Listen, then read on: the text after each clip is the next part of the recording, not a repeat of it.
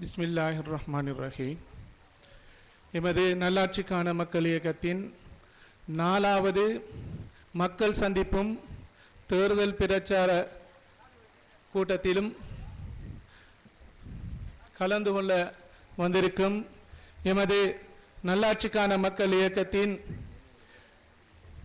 நகரசபை எதிர்க்கட்சி தலைவர் அல்ஹாஜ் நண்பர் பொருளியலாளர் அப்துர்ரஹ்மான் சார் அவர்களே, முன்னாள் நகரசபை உறுப்பினர் அல்ஹாஜ் ஏஜிஎம் ஹாரூன் அவர்களே, எனது நண்பர் எம்ஏசிஎம் ஜவாயசர் அவர்களே, என்றும் எனது மதிப்புக்குரிய வித்யா கீர்த்தி அமீர் அலி சார் அவர்களே,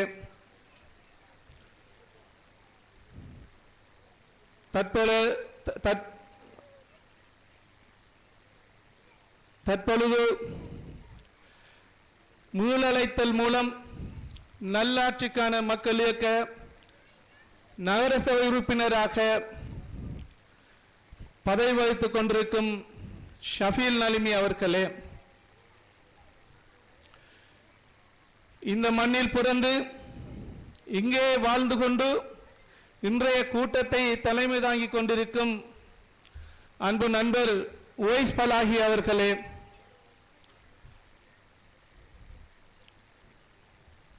எமது ஏனைய சூரா சபை உறுப்பினர்களே, செயற்குழு உறுப்பினர்களே, இந்த மக்கள் சந்திப்பில் கலந்து கொண்டிருக்கும் எமது நல்லாட்சிக்கான மக்கள் இயக்கத்தின் ஆதரவாளர்களே, அன்பு தாய்மார்களே, சகோதரிகளே, எனது உடன்பிறப்புகளே, உறவினர்களே, இன்று காத்தாங்குடியிலே அரசியல் சூழல் சூடுபிடித்திருக்கின்றது. இன்று எனது வீதியிலே நான் எனது மகனுடன் நின்று கொண்டிருக்கும் போது என்னுடைய மகன் கேட்டார், என்ன வாப்பா நிறைய வாகனங்கள் பெரிய பெரிய ஃபெஜுரோவெல்லாம் ஓடுது, நம்முடைய வீட்டால போகுது என்ன என்று கேட்டார். நான் சொன்னேன், மகனே இன்று வருவார்கள், இன்று வந்து எமது மக்களுடைய வாக்குகளை பொய்களை கூறி நிறைய ஆசை வார்த்தைகளை ஆத்திரமூட்டி ஆசை வார்த்தைகளையும் பேசிவிட்டு ஆத்திரமாகவும் பேசிவிட்டு மக்களை குழப்பி அவர்களை ஒரு பிழையான வழிக்கு இட்டு சென்று அந்த வாக்குகளை பெற்று மீண்டும் அரசியல் வருகின்ற போது வருவார்கள். ஆனால் அவர்களை நாம் தொடர்ந்து டிவிகளில் தான் பார்க்க முடியும் என்று சொன்னேன். எனது மகன் சொன்னார், நான் டிவியில் பார்த்த மாலையுடன் வந்த ஒரு 2-3 மாமாமாரை இன்று நடந்த அந்த சின்ன கூட்டத்தில் நான் பார்த்தேன் என்று சொன்னார். இன்று எமது காத்தாங்குடியின் இந்த அரசியல் களம் எவ்வாறு இருக்கின்றது என்றால், அரசியலிலே பழுத்து கொட்டை போட்டைன்னு சொல்லுவார்கள், அதுக்கு எனக்கு வசனம் வரவில்லை, பழுத்து பெரிய பெரிய அரசியல் பட்டங்களையும் அமைச்சர்களாகவும் இருந்தவர்கள் வருகின்ற போது பார்த்தேன். இன்னும் நிறைய கூட்டங்களில் பார்த்தேன். அவர்கள் மிக ஆவேசமாக பேசிக் கொண்டிருக்கின்றார்கள். வளைத்து சுத்தி கிட்டத்தட்ட ஒரு 12-13 பேர் இருக்கின்றார்கள் பொதுமக்கள். இன்று இவர்களுடைய இந்த பேச்சுக்கும் இவர்களுடைய ஆசை வார்த்தைகளுக்கும்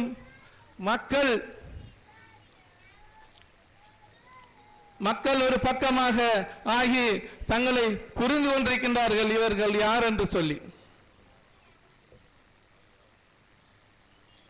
இன்னும் பார்க்கின்ற போது சில அரசியல்வாதிகள், சில வேட்பாளர்கள் சில காசி பொறிகளுடனும் பொருட்களுடனும் வீடுகளுக்கு சென்று கடந்த அரசியல் தேர்தல் காலங்களிலும் பார்த்தோம், வீடுகளுக்கு சென்று பார்சல்களையும் காசி 500 ரூபாயையும் அல்லது அதை விட குறைந்த தொகையையும் கொடுத்து சத்தியம் வாங்கி கொண்டதை பார்த்தோம்.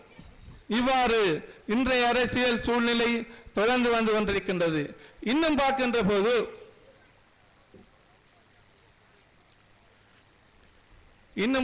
போது பொய் பிரச்சாரங்களை செய்கின்றார்கள். எதிராக வளர்ச்சி அடைந்து கொண்டிருக்கின்ற எமது நல்லாட்சிக்கான மக்கள் இயக்கத்தின் மீது பொய் பிரச்சாரங்களை செய்து கொண்டிருக்கின்றார்கள். சொல்கிறார்கள் 2006ஆம் ஆண்டு இவர்கள் முழுவீரியில் கேட்டார்கள், 2011ஆம் ஆண்டு தொப்பியை சின்னமாக எடுத்தார்கள். இன்று இந்த வெற்றி கொடியை இந்த இரட்டை கொடியை சின்னமாக எடுத்திருக்கிறார்கள். இவர்கள் யார்? அடிக்கடி இந்த சின்னங்களை மாற்றிக்கொள்வார்கள் என்று சொல்கிறார்கள். நேற்று இந்த பேச்சு நடந்தது. இந்த கொடியை, இந்த முழுவதிரியை, இந்த தொப்பியை மாற்ற வைத்தவர்கள் இந்த சுயநல அரசியல்வாதிகள் தான். ஏனென்றால் பல முறை நல்லாட்சிக்கான மக்கள் இயக்கம் தங்களுடைய பதிவுகளுக்கு சென்ற போது, இதனை பதிவு செய்து எடுப்பதற்காக சென்ற போது பல பிட்டிஷன்களையும் பல மோசமான கதைகளையும் அந்த அதிகாரிகளுக்கு வழங்கி மொட்டை கடிதங்களை போட்டு இவர்கள் எம்மை பதிவு செய்ததிலிருந்து தடுத்திருக்கின்றார்கள். ஆனால் அல்லாஹ் தஆலா இந்த சக்தியை வளர்ப்பான், இந்த சக்தியை நிலைநாட்டுவான். இதனுடைய பதிவுகளும் இது இந்த இலங்கை பூராவும் இந்த முஸ்லிம்களுடைய அரசியலுக்கும் ஏனைய சமூகங்களை சேர்த்த அரசியலுக்கும் இந்த முழு நாட்டுக்குமான ஒரு சிறந்த அரசியல் தலைமைத்துவமாக, சிறந்த அரசியல் சமூக அரசியலாக இதை பிரதிபலிக்க இருக்கிறது. நாம் எல்லாம் இருக்கின்ற துவாவுடன் தொடர்ந்து துவாவில் இருக்க வேண்டும். அன்பு சகோதரர்களே, இந்த வெற்றி கொடி சின்னம் இன்ஷா அல்லாஹ் இந்த கிழக்கு மாகாணத்தில் பாரிய வெற்றியை அடைய இருக்கிறது. இதே போன்றுதான் இன்னும் பல அரசியல் சூழ்நிலையில், இன்றைய அரசியல் சூழ்நிலையில் இன்னும் பல விஷயங்கள் நான் சொல்லிக்கொண்டே போகலாம். இந்த அரசியல் வந்தவுடன் ரோடுகளிலும் ஒழுங்கைகளிலும் கிரவல்களும் கற்களும் கொட்டப்பட்டு வேலைகள் அவசரமாக நடக்கும். இன்று இந்த அவசரமாக நடக்கின்ற வேலைகள், இந்த அவசரமாக நடக்கின்ற எமது வீதிகளுக்கு முன்னுக்கு போடப்படுகின்ற கான்கிரீட் பாதைகள் ஏன் போடுகின்றார்கள் என்றால், ஒன்று அவர்கள் வாக்குகளை பெற்றுக் கொள்வதற்கு, மற்றொன்று அவர்களுடைய தொழில். எங்கேயாவது மண்ணையும் கான்கிரீட் கல்லையும் சில கம்பிகளையும் வைத்து பொட்டியிட்டால் அது 10 லட்சம் ரூபாயாக இருந்தால் அது 4 லட்சம் ரூபாயாக அந்த ரோட்டினுடைய கோஸ்ட், அந்த அதுக்குரிய பெறுமதி முடிகிறது. ஆனால் 6 லட்சம் ரூபாயினை பல கைகளாக பிரித்து எடுத்துக் கொள்ளுகின்றார்கள். மக்கள் நினைக்கின்றார்கள் எமக்கு வீதி வந்து விட்டது என்று. நிச்சயமாக அவர்கள் மக்களை நினைத்து அந்த வீதியை போடவில்லை. அவர்கள் அவர்களுடைய தொழிலை செய்து கொண்டிருக்கின்றார்கள். ஆனால் அந்த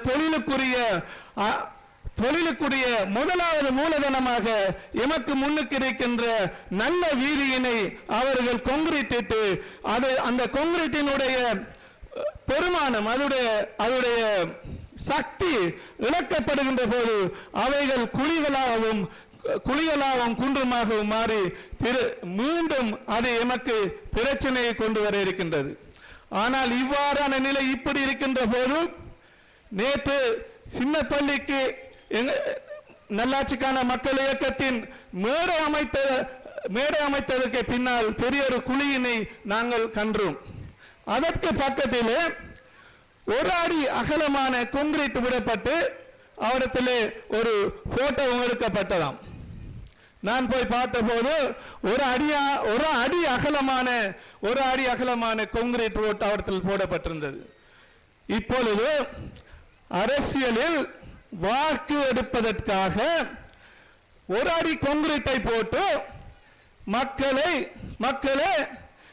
இந்த ஒரு அடி கான்கிரீட்டுக்கு நீங்கள் வாக்களியுங்கள், அதன் பின்னர் நாங்கள் 10 லட்சம் ரூபாய்க்கான ரோட்டை போட்டு அதில் 6 நாங்கள் எடுத்துக்கொள்வோம் என்று சொல்லி மறைமுகமாக சொல்லிக் கொண்டிருக்கின்றார்கள். இது இன்றைய அரசியல் சூழ்நிலையில் உள்ள விஷயம். எமக்கு தெரியும் 1977ஆம் ஆண்டு நாம் இந்த சாவியா வீதியிலே நான் சிறுபிள்ளையாக இருக்கின்ற போது போலீஸ் ஜீப் வரும், எங்களது வீட்டு ஒழுங்கையிலிருந்து உள்ளுக்கே ஓடுவோம், திரும்ப போலீஸ் ஜீப் போனதன் பிறகு திரும்ப ரோட்டுக்கு வருவோம். என்ன நடக்கும் என்றால் சாவியா போலிங் பூத்திலே நிறைய பிரச்சனைகள் நடக்கும். நான் சிறுபிள்ளையாக இருக்கின்ற போது இதுதான் அரசியல் என்று நான் உணர்ந்திருக்கிறேன். என்ன, அங்கே கள்ள ஓட்டு போட போவார்கள், சண்டை பிடிப்பார்கள், சண்டியன்கள் சண்டையிட்டுக் கொள்வார்கள், வெடில் கொளுத்துவார்கள், மீண்டும் போலீஸ் வரும், நாங்கள் வீட்டுக்கு ஓடுவோம். அல்லாஹ்வின் உதவியால் இன்று நல்லாட்சிக்கான மக்கள் இயக்கம் ஒரு புதிய அரசியல் கலாச்சாரத்தினை 2006ஆம் ஆண்டிலிருந்து ஏற்படுத்தி இருக்கிறது. இன்று பாருங்கள், பல அரசியல்வாதிகள் தங்களுடைய வெள்ளை பற்களை காட்டிக்கொண்டு போஸ்டரில் இருக்கிறார்கள், அவர்களுடைய சின்னங்கள் இருக்கிறது, சண்டை பிடித்துக் கொள்கிறார்கள், போஸ்டரில் ஒத்துமையாக இருக்கிறார்கள். ஆனால் நல்லாட்சிக்கான மக்கள் இயக்கம் எந்த போஸ்டரையும் ஒட்டவில்லை, எந்த அடாவடித்தனத்துக்கும் செல்லவில்லை. இன்று நல்லாட்சிக்கான மக்கள் இயக்கம் வெடி கொளுத்துவதில்லை, மாலை இடுவதில்லை, மாலை யாருக்கு இடுவதில்லை. ஆனால் ஒரு வெட்கம் என்ன என்று சொன்னால், வெட்கம் நல்லாட்சிக்கான மக்கள் இயக்கம் ஆரம்பித்த இந்த அரசியல் கலாச்சார ஒழுங்கினை ஏனைய அரசியல்வாதிகள் அவர்கள் புயர்களாக இருந்தாலும் இன்று அதனை பின்பற்றுகிறார்கள். எவ்வாறு? அவர்களும் இந்த முறை வெடில் கொளுத்தவில்லை. ஏன்? நல்லாட்சிக்கான மக்கள் இயக்கம் செய்யவில்லை. அது கடந்த முறை 7000 வாக்குகளை பெற்றது, அதற்காகத்தானோ என்று அவர்கள் கொளுத்தவில்லை. இன்னொன்று அடாவடித்தனம், அவர்களிடம் உள்ள சண்டியன்களுக்கு இப்பொழுது வேலை இல்லை, அவர்கள் உறங்கி கிடக்கிறார்கள். ஏனென்றால் சண்டை பிடிக்கின்ற போது அரசியலிலே வாக்களிக்க பக்குவப்பட்ட மக்கள் இன்று அவர்களுக்கு வாக்களிக்க தயாரில்லை. அதனால் எமது அரசியல் பழுத்த அரசியல்வாதிகளிடம் இருக்கின்ற அடியாட்களுக்கும் வேலை இல்லாமல் போயிருக்கிறது. இன்ஷா அல்லாஹ் இன்னும் வளரும். இது இன்னும் எமது நல்லாட்சிக்கான மக்கள் இயக்கத்தின் அரசியல், இந்த சிந்தனை, இந்த சமூக அரசியல் திட்டம் இன்னும் வளரவிருக்கிறது. இதன் ஒரு படிதான் என்ஜினியர்மாரை போட்டால் எமது வாக்குகளை பெற்றுக் கொள்ளலாம், என்ஜினியர்மார்களை போட்டால் பெற்றுக் கொள்ளலாம், வேட்பாளர்களாக போட்டால் பெற்றுக் கொள்ளலாம் என்று இவர்கள் யோசித்து ஒரு என்ஜினியரை போட்டிருக்கிறார்கள்.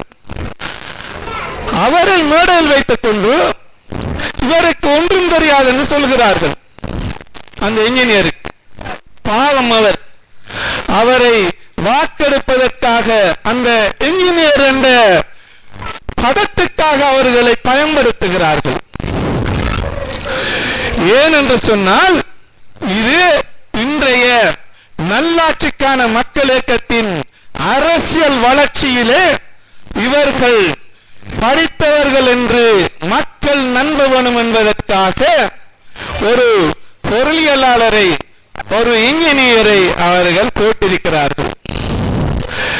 போட்டுவிட்டு இன்று சொல்கிறார்கள் 3ஆம் இலக்கத்தில் எங்களுடைய அமைச்சர் வருகிறார், 3ஆம் இலக்க வெற்றிலை சின்னத்தில் வருகிறார்கள் என்று இன்று அந்த அவர்களுடைய அந்த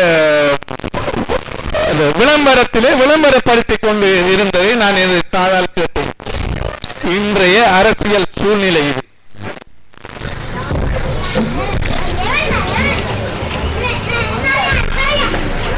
இந்த பகுதியிலே கடந்த நகர சபையிலே முடிவெடுத்தார்கள். சம்மேளனத்தினூடாக ஒவ்வொரு குடும்பத்திற்கும் 500 ரூபாயை பெறுவதாக. எல்லா பெரிய பள்ளிகளும் அந்த கலெக்ஷனை செய்தார்கள். செய்து கடைசியாக சேகரிக்கப்பட்ட பணம், அந்த பணத்துக்குரிய அந்த சமரி வந்தபோது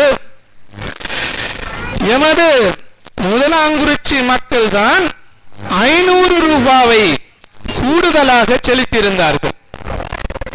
உங்களுக்கு தெரியும், இந்த மண்ணில் பணம் படைத்தவர்கள் குறைவு, தொழிலாளர்கள் அதிகம், சுயதொழில் செய்பவர்கள் அதிகம், படித்தவர்களும் அதிகம். ஆனால் இவர்களிடம் நடுத்தரமான ஒரு வாழ்க்கை தரமும்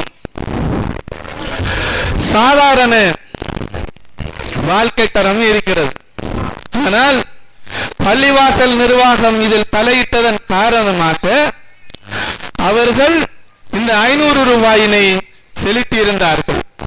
இது இந்த காத்தாங்குடியிலே கலெக்ட் பண்ணப்பட்ட பகுதிகளை பார்க்க கூடுதலாக இருந்தது.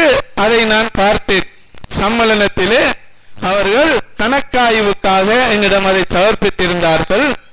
முதலாங்குறிச்சி பகுதியிலே தான் இருந்து இந்த 500 ரூபாய் பெறுமதியான குப்பைக்குரிய இடத்தினை கொள்வனவு செய்வதற்காக பெறப்பட்டிருந்தது. ஆனால் அந்த காசு எவ்வாறு எமது சகோதரர்களினால் இவ்வளவு தியாகங்களுக்கு மத்தியில் வழங்கப்பட்டதோ அவ்வளவு தியாகங்களையும் எமது சகோதரர்கள் கருத்தில் எடுத்து இன்னும் அதற்குரிய எந்த அடிப்படை வேலையும் இதுவரை நடைபெறவில்லை என்று கூறி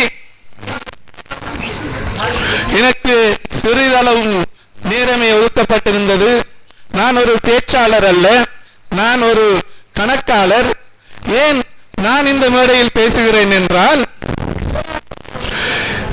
ஒரு அரசியல் ரீதியாக எமது சமூகம் ஏமாற்றப்படுகின்ற போது நான் எனது சம்பளத்தினை எடுத்துக்கொண்டு எனது வாழ்க்கையை நான் ஓட்டிக்கொண்டு ஒன்றையுமே கண்டு கொள்ளாமல் இருந்துவிட முடியாது.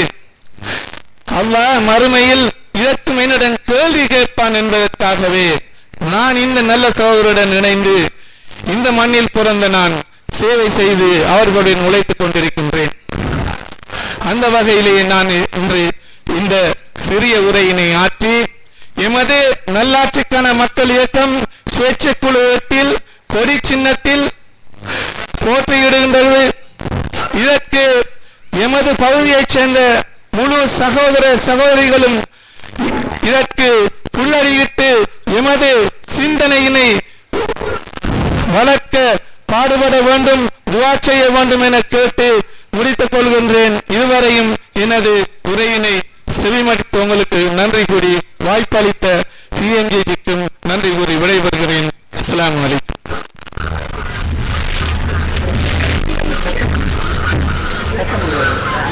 இதுவரை உரையாற்றி சென்ற கிழக்கு மாகாண வீதி அபிவிருத்தி அதிகார சபை கணக்காய்வாளர் சகோதரர் சுஹைர் சார் அவர்களுக்கு நன்றிகளை தெரிவித்துக் கொண்டு ஜஸாக்குமுல்லாஹு ஹைரல் ஜஸா. அடுத்ததாக இங்கு உரையாற்றுவதற்கு காத்தாங்குடி நகரசபை உறுப்பினர், நல்லாட்சிக்கான மக்கள் இயக்கத்தின் நகரசபை உறுப்பினர் சகோதரர் ஏஎல்எம் சபீல் நலிமி அவர்களை உரையாற்ற வருமாறு அழைக்கின்றேன்.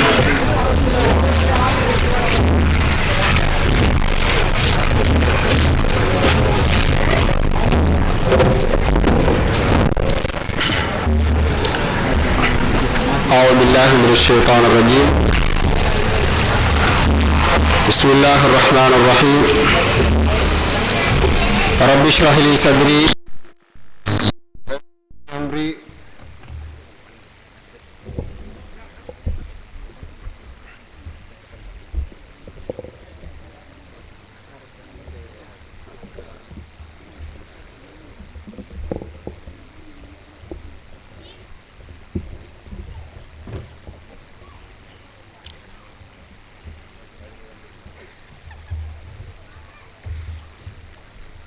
رب اشرح لي صدري ويسر لي أمري واحلل عقدة من لساني يفقهوا قولي رب زدني علما. நல்லாட்சிக்கான மக்கள் இயக்கத்தின் இந்த தேர்தல் பிரச்சார மக்கள் சந்திப்புக்கு தலைமை தாங்கிக் கொண்டிருக்கின்ற சகோதரர் ஓய்ஸ் மௌலை அவர்களே, நல்லாட்சிக்கான மக்கள் இயக்கத்தின் சூரா சபை உறுப்பினரும் காத்தாங்குடி நகர சபையினுடைய எதிர்க்கட்சி தலைவருமான சகோதரர் பொறியியலாளர் அப்துல் ரஹ்மான் அவர்களே, முன்னாள் நகர சபை உறுப்பினரும் சூரா சபை உறுப்பினருமான சகோதரர் ஏஜிஎம் ஹாரூன் அவர்களே, எனக்கு முன்னர் உரையாற்றிய சகோதரர் ஜுஹைர் அவர்களே, வித்யா கீர்த்தி அமீர் அலி ஆசிரியர் அவர்களே, சகோதரர் பொறியியலாளர் ஃபலுல் ஹக் அவர்களே, இங்கே இடம்பெறுகின்ற இந்த நிகழ்வுகளை, இந்த உரைகளை செவிமடுத்து எதிர்வரும் 8ஆம் தேதி நடைபெற இருக்கின்ற கிழக்கு மாகாண சபை தேர்தலிலே தங்களது வாக்குகளை அளிக்க இருக்கின்ற எனது அன்புக்குரிய சகோதரர்களே, வீடுகளிலே இருந்து இங்கே இடம்பெறுகின்ற உரைகளை செய்மடுத்துக் கொண்டிருக்கின்ற அன்புக்குரிய தாய்மார்களே, சகோதர சகோதரிகளே, சர்வதேசமெங்கும் நல்லாட்சிக்கான மக்கள் இயக்கத்தினுடைய வேலை திட்டங்களை மிகவுமே உன்னிப்பாக அவதானித்து இங்கே இருக்கின்ற தங்களது உறவுகளுக்கு நல்ல பல ஆலோசனைகளை வழங்கி வருகின்ற எனது அன்புக்குரிய சகோதரர்களே, சகோதரிகளே, உங்கள் அனைவருக்கும் எல்லாம் வல்ல அல்லாஹுவினுடைய சாந்தியும் சமாதானமும் என்றென்றும் உண்டாவதாக என்று பிரார்த்திக்கின்றேன். அன்புக்குரிய சகோதரர்களே, எனக்கு முன்னர் உரையாற்றிய சகோதரர் ஜனூப் அவர்களும் சகோதரர் ஜுஹைர் அவர்களும் இந்த நல்லாட்சிக்கான மக்கள் இயக்கம் கடந்த 6 வருடங்களாக இந்த பிரதேசத்திலே செய்து வருகின்ற செயற்பாடுகள் சம்பந்தமாகவும் அதன் வளர்ச்சி சம்பந்தமாகவும் சில வார்த்தைகளை சொன்னார்கள். அல்லாஹ்வினுடைய அருளின் காரணமாக இந்த காத்தாங்குடி மண் பெற்றெடுத்த இந்த நல்லாட்சிக்கான மக்கள் இயக்கம் தற்போது பொத்துவிலில் இருந்து புல்மோட்டை வரையும் தன்னுடைய சிந்தனைகளையும் தன்னுடைய வேலை திட்டங்களையும் தன்னுடைய ஒழுங்குபடுத்தப்பட்ட பிரச்சாரங்களையும் அந்த பிரதேசங்களிலே மேற்கொண்டு மிக கணிசமான மக்கள் ஆதரவினை பெற்று வருவதை நீங்கள் அறிந்திருப்பீர்கள். கடந்த 2-3 தினங்களுக்கு முன்னர் திருகோணமலை மாவட்டத்திலே இருக்கின்ற மூதூர் பிரதேசத்திலே நல்லாட்சிக்கான மக்கள் இயக்கம் தனது முதலாவது தேர்தல் பிரச்சாரத்தை அங்கே நிகழ்த்திய போது நாங்கள் எதிர்பார்க்காத அளவு அல்லாஹ்வினுடைய அருளின் காரணமாக அந்த மக்கள் இந்த நல்ல சிந்தனையை அங்கீகரிக்க தொடங்கி இருக்கிறார்கள். சகோதரர் ஃபிர்தௌஸ் நலீமி அவர்களை அங்கே தங்களுடைய பிரதேசத்திலே முழுமூச்சாக ஈடுபடுத்தி நீங்கள் எங்களது பிரதேசத்திலே இந்த நல்ல சிந்தனையை ஒவ்வொரு மனிதனிடத்திலும் நீங்கள் கொண்டு செல்ல வேண்டும் என்று விடாப்பிடியாக அவரை அங்கே வைத்துக் கொண்டிருக்கிறார்கள். இன்று ஒரு மூதூர் சகோதரரை நான் சந்தித்த போது அவர் சொன்னார், இதுவரை காலமும் அரசியல்வாதிகளினால் ஏமாற்றப்பட்ட அந்த மூதூர் சமூகம் தற்போது விழிப்படைந்து இந்த நல்லாட்சிக்கான மக்கள் இயக்கத்தின் பால் அணிதிரண்டிருக்கிறது. இன்ஷா அல்லாஹ் நீங்கள் காத்தாங்குடியிலே கண்ட ஆதரவு தளத்தை விட இன்ஷா அல்லாஹ் மூதூரிலே உங்களுக்கு இதனை விட அதிகமான ஆதரவும் ஒத்தாசையும் ஒத்துழைப்பும் கிடைக்கும் என்பதை நான் உறுதியாக இந்த இடத்திலே சொல்கிறேன் என்று அந்த சகோதரர் என்னிடத்திலே சொன்னார். அன்புக்குரிய சகோதரர்களே, தூய்மையான வேலை திட்டம், அல்லாஹ் ரசூலுக்கு பொருத்தமான வேலை திட்டம், சமூக பொறுப்புள்ள வேலை திட்டத்தினை இந்த கிழக்கு மாகாண மக்கள் முழுவதும் அங்கீகரிக்க தொடங்கி இருக்கிறார்கள். உண்மையில் கிழக்கு மாகாண சபை தேர்தல் என்பது வெறுமனே முதலாங்குறிச்சி மீராஜும்மா பள்ளி வாயில் நிர்வாக தெரிவுக்காக இடம்பெறுகின்ற தேர்தல் அல்ல. இந்த நகரசபை அல்லது உள்ளூராட்சி சபைகளுக்கான தேர்தலும் அல்ல. மாற்றமாக இந்த தேர்தலானது இந்த கிழக்கு மாகாண மக்களுடைய உரிமைகளை பற்றி பேசுகின்ற, அபிலாசைகளை பற்றி பேசுகின்ற, அவர்களது காணிகள் சம்பந்தமாக பேசுகின்ற, அவர்களது சுகாதாரம் சம்பந்தமாக பேசுகின்ற, அபிவிருத்தி சம்பந்தமாக பேசுகின்ற ஒரு மாகாண சபையை கொண்ட ஒரு தேர்தலாகும். இந்த இடத்திலே நாங்கள் எடுக்கின்ற ஒவ்வொரு தீர்மானமும் மக்களுடைய உரிமைகள் சம்பந்தப்பட்ட தீர்மானமாகவே அவை அமைய முடியும். உங்களுக்கு தெரியும், தேர்தல் என்று வருகின்ற போது மக்களை எல்லாம் உசுப்பேற்றி நாங்கள் உரிமைகளை பெற்றுத் தருகிறோம், அபிவிருத்திகளை கோடிக்கணக்கிலே நாங்கள் செய்து, கோடிக்கணக்கான ரூபாய்களை செலவழித்து நாங்கள் செய்து வருகிறோம், உங்களுக்கு அதனை செய்கிறோம், உங்களுக்கு இதனை செய்கிறோம் என்று எங்களிடத்திலே தேர்தல் காலங்களிலே வாக்குகளை பெற்றுவிட்டு அவர்கள் சென்று விட்டார்களே. ஆனால் அவர்களை சந்திப்பது நாங்கள் ஏதாவது ஒரு புரோக்கர் மூலமாகத்தான் இந்த மக்கள் அவர்களை சந்திக்க முடியும். மாற்றமாக கடந்த 6 வருடங்களாக நல்லாட்சிக்கான மக்கள் இயக்கம் இந்த பிரதேசத்திலே மக்களது இயக்கமாக உருவாக்கி இருக்கிறது. உங்களுடைய சகல இன்ப துன்பங்களிலும் நாங்கள் பங்கெடுத்திருக்கிறோம்.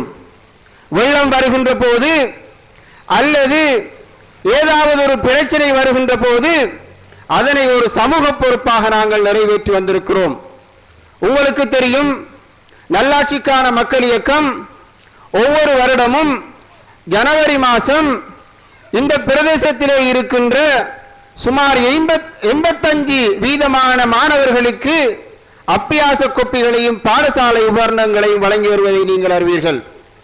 அந்த வகையிலே இந்த முதலாங்குறிச்சி பிரதேசத்தை நாங்கள் மிக அதிகமான மாணவர்களை நாங்கள் தெரிவு செய்து அந்த அப்பியாச கோப்பிகளை நாங்கள் வழங்கி வைப்போம்.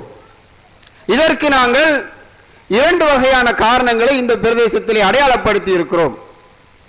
காத்தாங்குடியை ஒட்டுமொத்தமாக நாங்கள் காத்தாங்குடி மக்களுடைய அந்த பொருளாதார நிலைமையை எடுத்து நோக்குகின்ற போது மிகவும் பின்தங்கிய ஒரு பிரதேசமாக இந்த காத்தாங்குடி முதலாங்குறிச்சி பிரதேசம் இருக்கிறது. ஆனால் அன்புக்குரிய சகோதரர்களே, இந்த பிரதேசத்திலே நடந்த ஒரு துப்பாக்கியமான அந்த நிகழ்வை வைத்து சிலர் அரசியல் செய்து கொண்டிருக்கிறார்கள். சுகதாக்கள் தினம் என்ற ஒன்றை இவர்கள் அரசியலாக மாற்றிக் கொண்டிருக்கிறார்கள். அன்புக்குரிய சகோதரர்களே, ஒரு துன்பகரமான நிகழ்வு நடந்த இந்த இடத்தினை எந்த விதமான ஒரு அபிவிருத்தியும் செய்யாமல் வெறுமனே அக்டோபர் மாதம் 3ஆம் தேதி வருகின்ற போது, ஆகஸ்ட் 3ஆம் தேதி வருகின்ற போது அதனை அவர்கள் ஒரு விழாவாக எடுத்து கொண்டாடுகின்ற ஒரு துப்பாக்கியமான நிலை இந்த இடத்திலே இருக்கிறது. அவர்கள் ஏனைய காலங்களிலே அந்த சுகதாக்களுடைய பிள்ளைகள் எவ்வாறு படிக்கிறார்கள் என்பதை இவர்கள் கணக்கெடுப்பதில்லை. அந்த குடும்பம் எவ்வாறு வாழ்கிறது என்பதை அவர்கள் கணக்கெடுப்பதில்லை. மாறாக ஆகஸ்ட் மாதம் 3ஆம் தேதி வந்துவிட்டால் ஒவ்வொரு அரசியல்வாதியும் அரிசிகளை கொடுப்பதும் சீனிகளை கொடுப்பதும் இதுவும் போதாது என்று கொழும்பிலே இருந்து வருகின்ற அரசியல்வாதிகளை அழைத்து அவர்களுக்கு அந்த சோதாக்களுடைய குடும்பங்களுக்கு அவ்வாறான பொருட்களை வழங்கி அவர்களை புகைப்படம் எடுத்து சர்வதேசம் எங்கும் நிதி திரட்டுகின்ற ஒரு வேளையிலே இந்த அரசியல்வாதிகள் ஈடுபட்டுக் கொண்டிருக்கிறார்கள் என்ற ஒரு செய்தியையும் நான் இந்த இடத்திலே உங்களுக்கு சொல்லியாக வேண்டும். அன்புக்குரிய சகோதரர்களே, இந்த தேர்தல், இந்த கிழக்கு மாகாண சபை தேர்தல் என்பது ஒரு முக்கியமான தேர்தல். முஸ்லிம் சமூகத்தினுடைய இருப்பை உத்தரவாதப்படுத்துகின்ற ஒரு தேர்தல். எனவே இந்த முதலாங்குறிச்சி மகன் இந்த தேர்தலிலே வெற்றி பெற வேண்டும் என்று ஆசைப்படுவது, 3ஆம் குறிச்சியை சேர்ந்தவர் இந்த தேர்தலிலே வெல்ல வேண்டும் என்று ஆசைப்படுவதை விட எங்களுடைய உரிமைகளை, எங்களுடைய கொள்கைகளை, எங்களுடைய இருப்பு நிலையை பேசக்கூடிய ஒரு மகன் இந்த மண்ணிலே இருந்து போக வேண்டும் என்பதை நீங்கள் ஒவ்வொருவரும் உணர வேண்டும் என்பதை நான் இந்த இடத்திலே வலியுறுத்தி கூற விரும்புகின்றேன். அன்புக்குரிய சகோதரர்களே, சில தேர்தல் மேடைகளை நாங்கள் அவதானிக்கின்ற போது இந்த மாகாண சபை தேர்தலுக்கும் அவர்கள் பேசுகின்ற அந்த பேச்சுக்கும் இடையிலே எந்த விதமான தொடர்புகளையும் நாங்கள் கண்டுகொள்ள முடிவதில்லை. அன்புக்குரிய சகோதரர்களே, ஐக்கிய மக்கள் சுதந்திர முன்னணியுடைய தேர்தல் பிரச்சார கூட்டத்திலே வாய்க்கும் மூளைக்கும் எந்த விதமான தொடர்பும் இல்லாமல் சகோதரர் ஜோஃபர் கான் அவர்கள் உளறி திரிவதை நீங்கள் அவதானித்திருப்பீர்கள். அன்புக்குரிய சகோதரர்களே, இவர் வெறுமனே சமூகத்திற்காக வேண்டி பேச வரவில்லை. இவர் தனது வீடொன்றை, கொழும்பிலே இருக்கின்ற ஒரு வீடொன்றை விற்றுவிட்டு இந்த மாகாண சபை தேர்தலிலே நான் போட்டியிட வேண்டும் என்று விரும்பினார். ஏற்கனவே ஸ்ரீலங்கா முஸ்லிம் காங்கிரஸிலே இருந்த சகோதரர் ஜோஃபர் கான் அவர்கள் ஸ்ரீலங்கா முஸ்லிம் காங்கிரஸ் இந்த மாகாண சபை தேர்தலிலே கிழக்கு மாகாணத்திலே எந்த விதமான ஆசனத்தையும் பெறாது என்று கருதியதன் காரணமாக சகோதரர் ஹிஸ்புல்லா அவர்களுக்கு ஒரு கடிதத்தை எழுதுகிறார். அந்த கடிதத்தை நான் இந்த இடத்திலே வாசிக்க வேண்டும் என்று ஆசைப்படுகின்றேன். அன்புக்குரிய சகோதரர்களே, எவ்வாறான கீழ்த்தரமான ஒரு அரசியலை இவர்கள் செய்து கொண்டிருக்கிறார்கள் என்பதை நீங்கள் புரிந்து கொள்ள வேண்டும். எவ்வாறான சுயநலமிக்க அரசியலை இவர்கள் செய்து வருகிறார்கள் என்பதை நீங்கள் புரிந்து கொள்ள வேண்டும் என்பதற்காக வேண்டி நான் இந்த கடிதத்தை உங்கள் முன் வாசிக்க விரும்புகின்றேன். அன்புக்குரிய சகோதரர்களே, சகோதரர் ஜோஃபர் கான் அவர்கள் சகோதரர் ஹிஸ்புல்லா அவர்களுக்கு தனக்கு இந்த மாகாண சபை தேர்தலிலே ஒரு வேட்பாளராக நான் நிறுத்தப்பட வேண்டும் என்று ஒரு வேண்டுகோளை விடுக்கிறார். மாண்புமிகு பிரதி அமைச்சர் அவர்களுக்கு அஸ்ஸலாமு அலைக்கும். என் ஆத்மாவின் அலறலாக இக்கடிதத்தை கொஞ்சம் அமைதியாக வாசியுங்கள். தொந்தரவாக இருந்தால் தயவு செய்து மன்னியுங்கள். சின்ன இடைவெளி ஒன்றின் பின்னர் உங்களுடன் இணைந்து கொண்ட நான் தற்போது நீண்ட தேடலின் பின்னர் தாயை கண்ட தனையனைப் போல மிக மகிழ்ச்சியான நிலையில் இருக்கிறேன். எனது வாழ்க்கையில் என்றுமே மறக்க முடியாத மாபெரும் சக்தியாக நீங்கள் என்றுமே உள்ளீர்கள்.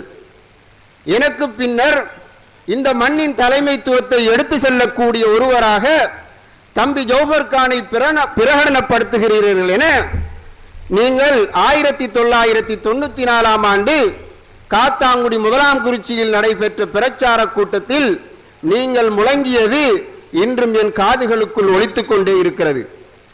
ஆனால் அந்த பொழுதுகளில் நான் என்னை பற்றியோ எனது எதிர்கால அரசியலை பற்றியோ கனவு கூட கண்டதில்லை. மாறாக நீங்கள் வெல்ல வேண்டும், இந்த சமூகத்தை நீங்கள் தூக்கி நிறுத்த வேண்டும் என்ற தாரக மந்திரம் தான் என்னிடம் இருந்தது. அல்ஹம்துலில்லாஹ், அதில் நான் வெற்றி கண்டேன். இந்த மண்ணை நீங்கள் சர்வதேச தரத்திற்கு தூக்கி நிமிர்த்தி உள்ளீர்கள். அப்போது உங்களை அழிப்பதற்காக தலைவர் அஷ்ரப் அவர்கள் சதி செய்தார்கள். ஜவாத் அவர்களை இறக்கி விருப்பு வாக்குகளை அவர் பிரித்தார். மன்சூர் பிஏ அணியை பஷீர் சேகுதாவுக்கு ஆதரவாக்கி மற்றொரு விருப்பு வாக்குகளை அவர் பிரித்து விட்டார். அப்போது நான் மாத்திரம்தான் மன்சூர் பிஏ அணியிலிருந்து பிரிந்து உங்களுடன் இணைந்திருந்து தலைவருடைய சிந்தனைகளை தோற்கடிக்க செய்து உங்களை வெற்றி பெறச் செய்தோம். அதைவிட போட்டியானதொரு தேர்தல் இனிமேல் ஒருபோதும் நமது மண்ணில் வராது. சார், நீங்கள் மிக நல்லவர். அதனால்தான் எத்தனை சதிகாரர்களுக்கு முன்னால் அல்லாஹ் தொடர்ச்சியாக உங்களுக்கு வெற்றியை தருகிறான். உங்களை விட்டு சில காலம் பிரிந்திருந்ததை கெட்ட கனவாகவே நான் கருதுகிறேன். அது தவறாக இருந்தால் உங்கள் கால்களில் விழுந்து நான் மன்னிப்பு கோருகிறேன்.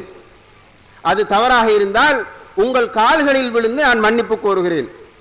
அதுதான் மாகாண சபை தேர்தலில் போட்டியிடுவதற்கான தடை என்று நீங்கள் கருதினால், அதுதான் மாகாண சபை தேர்தலில் போட்டியிடுவதற்கான தடை என்றால் நீங்கள் என்ன செய்ய சொல்கிறீர்களோ அதை நான் செய்ய தயாராக இருக்கிறேன்.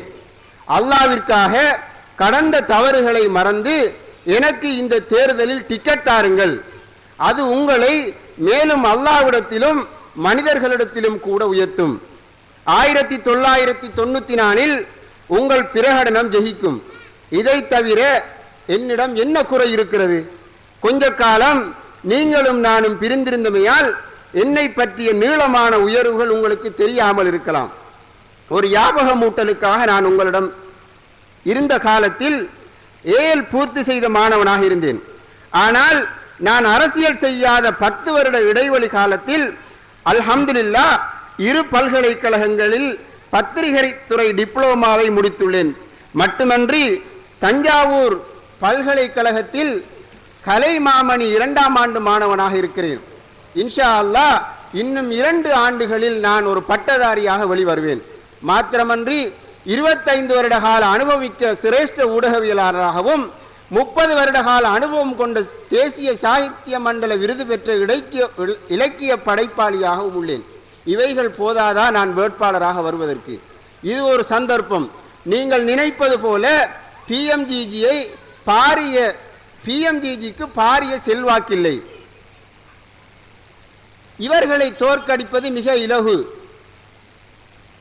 நீங்கள் என்ஜினியர் என்ற அப்துல் ரஹ்மான் போட்டிக்கு முன்னால் தானே அஷ்ரஃபை சேமனாக்கினீர்கள்.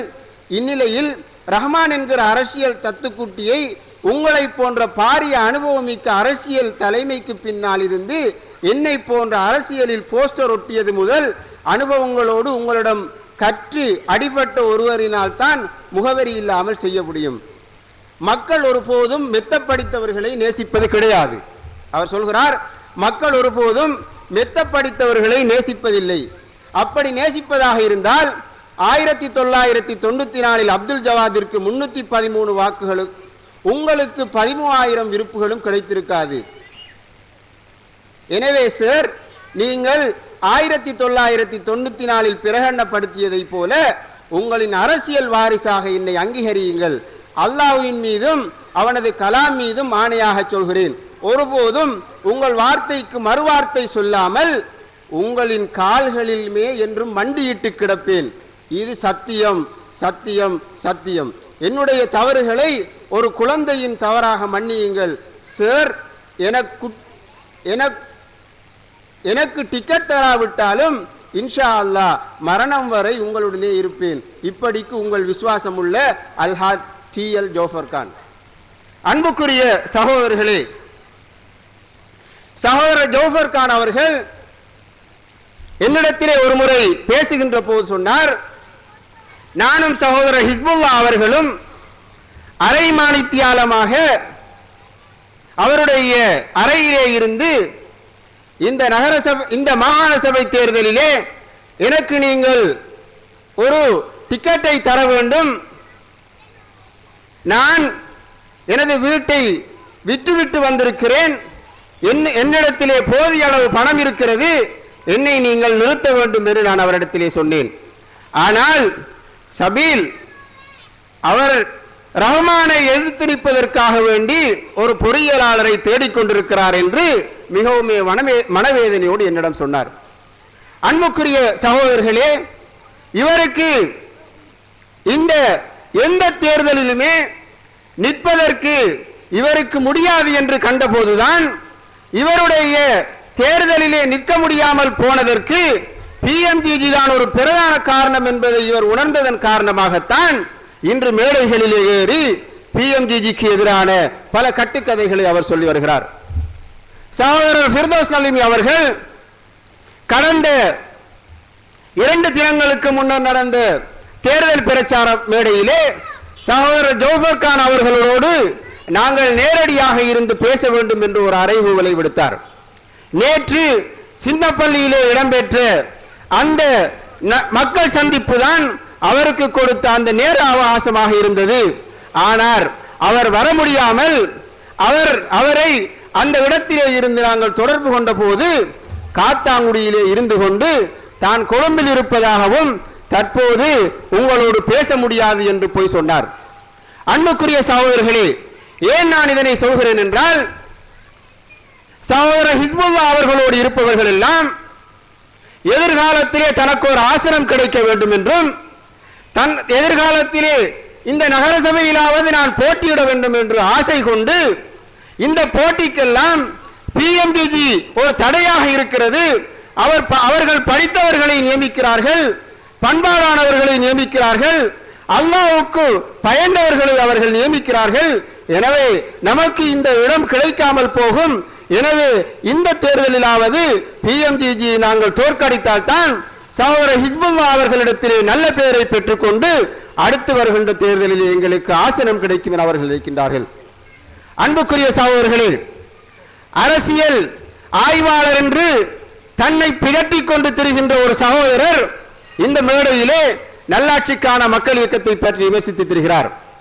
இவருடைய கனவு அடுத்து வருகின்ற காத்தாங்குடி நகரசபை தேர்தலிலே என்னை ஹிஸ்புல்லா நியமிக்க வேண்டும் என்று அவர் விரும்புகின்றார். எனவே ஹிஸ்புல்லாவுக்கு ஆதாரமாக பேசுவதனால் தான் தனக்கு இந்த உத்தரவாதம் கிடைக்க நினைக்கின்றார்.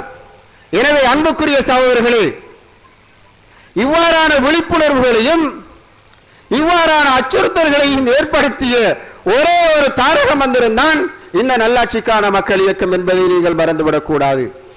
யோசிக்க தொடங்கி இருக்கிறார்கள். ஒவ்வொரு அபிவிருத்தியையும் அவர்கள் செய்கின்ற போது மிக கவனமாக அவர்கள் செய்ய எத்தனிக்கிறார்கள், அல்லது ஒழித்தாவது இந்த அபிவிருத்தியை நான் செய்ய வேண்டும் என்று அவர்கள் நினைக்கிறார்கள். அன்புக்குரிய சகோதரர்களே, மெத்தைப்பள்ளிக்கு முன்னால் அந்த போடப்பட்ட அந்த கொங்கிரீட் வீதியை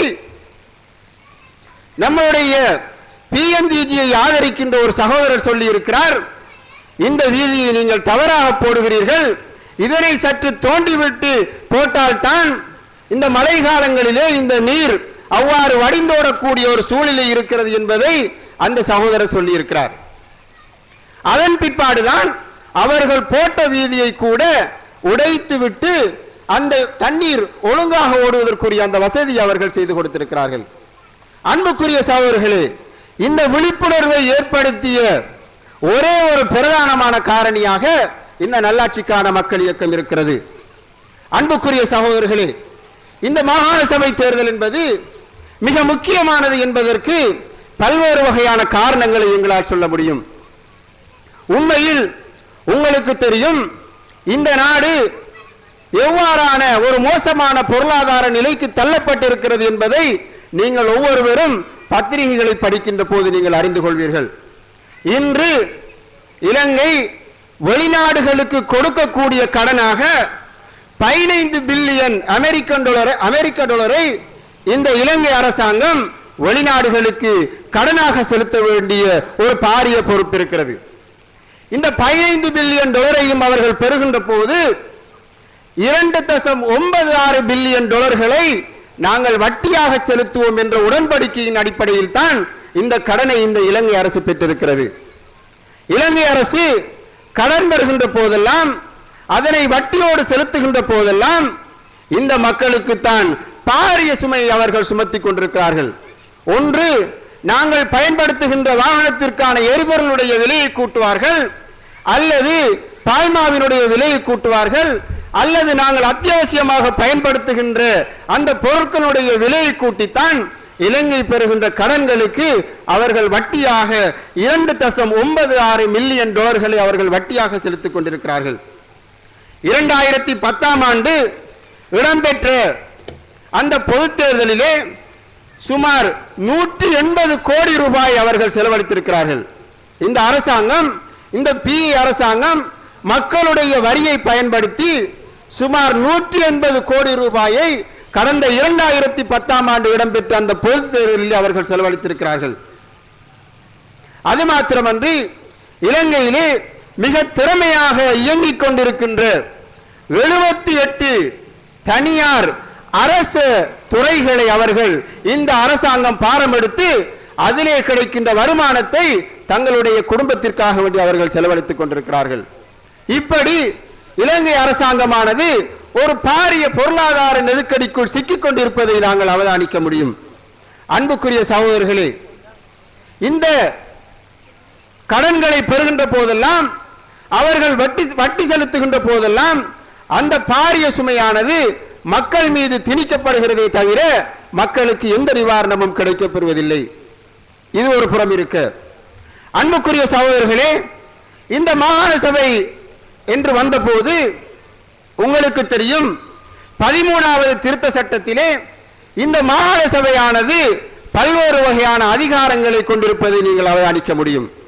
அதிலே ஒரு பிரதானமான அதிகாரம் தான் இந்த பிரதேசத்திலே இருக்கின்ற அரச காணிகளை கையாளக்கூடிய ஒரு நடைமுறை இந்த மாகாண சபைக்கு இருக்கிறது. உங்களுக்கு தெரியும், அண்மையிலே இந்த அரசாங்கம் இந்த மாகாணத்திலே இருக்கின்ற நிலங்களை எவ்வாறு தனது குடும்ப சொத்தாக அபகரித்திருக்கிறது என்பதை கடந்த 2-3 வாரங்களுக்கு முன்னர் வந்த பத்திரிகைகளை நாங்கள் அறிந்து கொண்டோம். பாசிக்குடாவிலே இருக்கின்ற சுமார் 280 ஏக்கர் நிலப்பரப்பை இந்த மாகாண சபைக்கு தெரியாமல், இந்த கிழக்கு மாகாண சபை நிர்வாகத்துக்கு தெரியாமல் அரசாங்கம் சுவீகரித்து அதனை அவருடைய ஜனாதிபதியினுடைய சகோதரர் பசில் ராஜபக்சேவுடைய பேருக்கு அந்த உறுதியை, அந்த காணியை சுவீகரித்திருக்கிறார். அது மாத்திரமன்றி அம்பாறையில் இருக்கின்ற சுமார் 200 ஏக்கர் நிலப்பகுதியை அவருடைய மற்றொரு சகோதரருக்காக வேண்டி இந்த அரசாங்கம் சுவீகரித்திருக்கிறது. இதற்கு இவர்கள் பாவிக்கின்ற வழிமுறை என்னவென்றால், அந்த பிரதேசத்திலே இருக்கின்ற பிரதேச செயலாளர்களையும் அரசாங்க அதிபர்களையும் தனக்கு சாதகமானவர்களை நியமித்து அந்த காணிகளை அவர்கள் சுவீகரித்துக் கொள்கிறார்கள். கடந்த 6-7 மாதங்களுக்கு முன்னர் கிழக்கு மாகாணத்திலே இருந்த முதலமைச்சர் அவர்கள் சொன்னார், இந்த பிரதேசத்திலே இருக்கின்ற காணிகள் எங்களுக்கு தெரியாமல் சுமார் 1200 ஏக்கர் இந்த மத்திய அரசாங்கத்தினால் கபலீகரம் செய்யப்பட்டிருக்கிறது. அது இந்த மஹிந்த அரசாங்கத்தினுடைய சொந்தக்காரர்களுக்கு வழங்கப்பட்டிருக்கிறது என்ற உண்மையை கடந்த இந்த மாகாண சபையில் இருந்த முதலமைச்சர் அவர்கள் கூறியிருந்தார்கள். எனவே அன்புக்குரிய சகோதரர்களே, இந்த பிரதேசத்திலே பல்வேறு வகையான பிரச்சனைகளை முஸ்லிம்களும் தமிழ் மக்களும் எதிர்கொண்டிருக்கிறார்கள். காணி பிரச்சனை, அவர்களுக்குரிய சுகாதார பிரச்சனை, அடிப்படையான மனித உரிமைகள் பிரச்சனைகள் போன்றவற்றை இந்த கிழக்கு மாகாண மக்கள் அன்றாடம் எதிர்நோக்கி வருகிறார்கள். எனவே இதற்கான ஒரு குரலாக இந்த சமூகத்திலே நாங்கள் எந்த விதமான ஒரு அரசியல்வாதியையும் எங்களால் கண்டுகொள்ள முடியாது. நாங்கள் தெரிவு செய்கின்ற அரசியல்வாதிகள் எல்லாம் வெறுமனே தங்களுக்கு கிடைக்கின்ற வாகனங்களுக்காகவும், தங்களுக்கு கிடைக்கின்ற சோமோகங்களுக்காகவும், தங்களுக்கு கிடைக்கின்ற சலுகைகளுக்காகவும் விலை போய்க் கொண்டிருப்பதை நாங்கள் மிக அண்மையிலே கிட்டிய உதாரணத்திலே நாங்கள் அறிந்து கொள்ள முடியும்.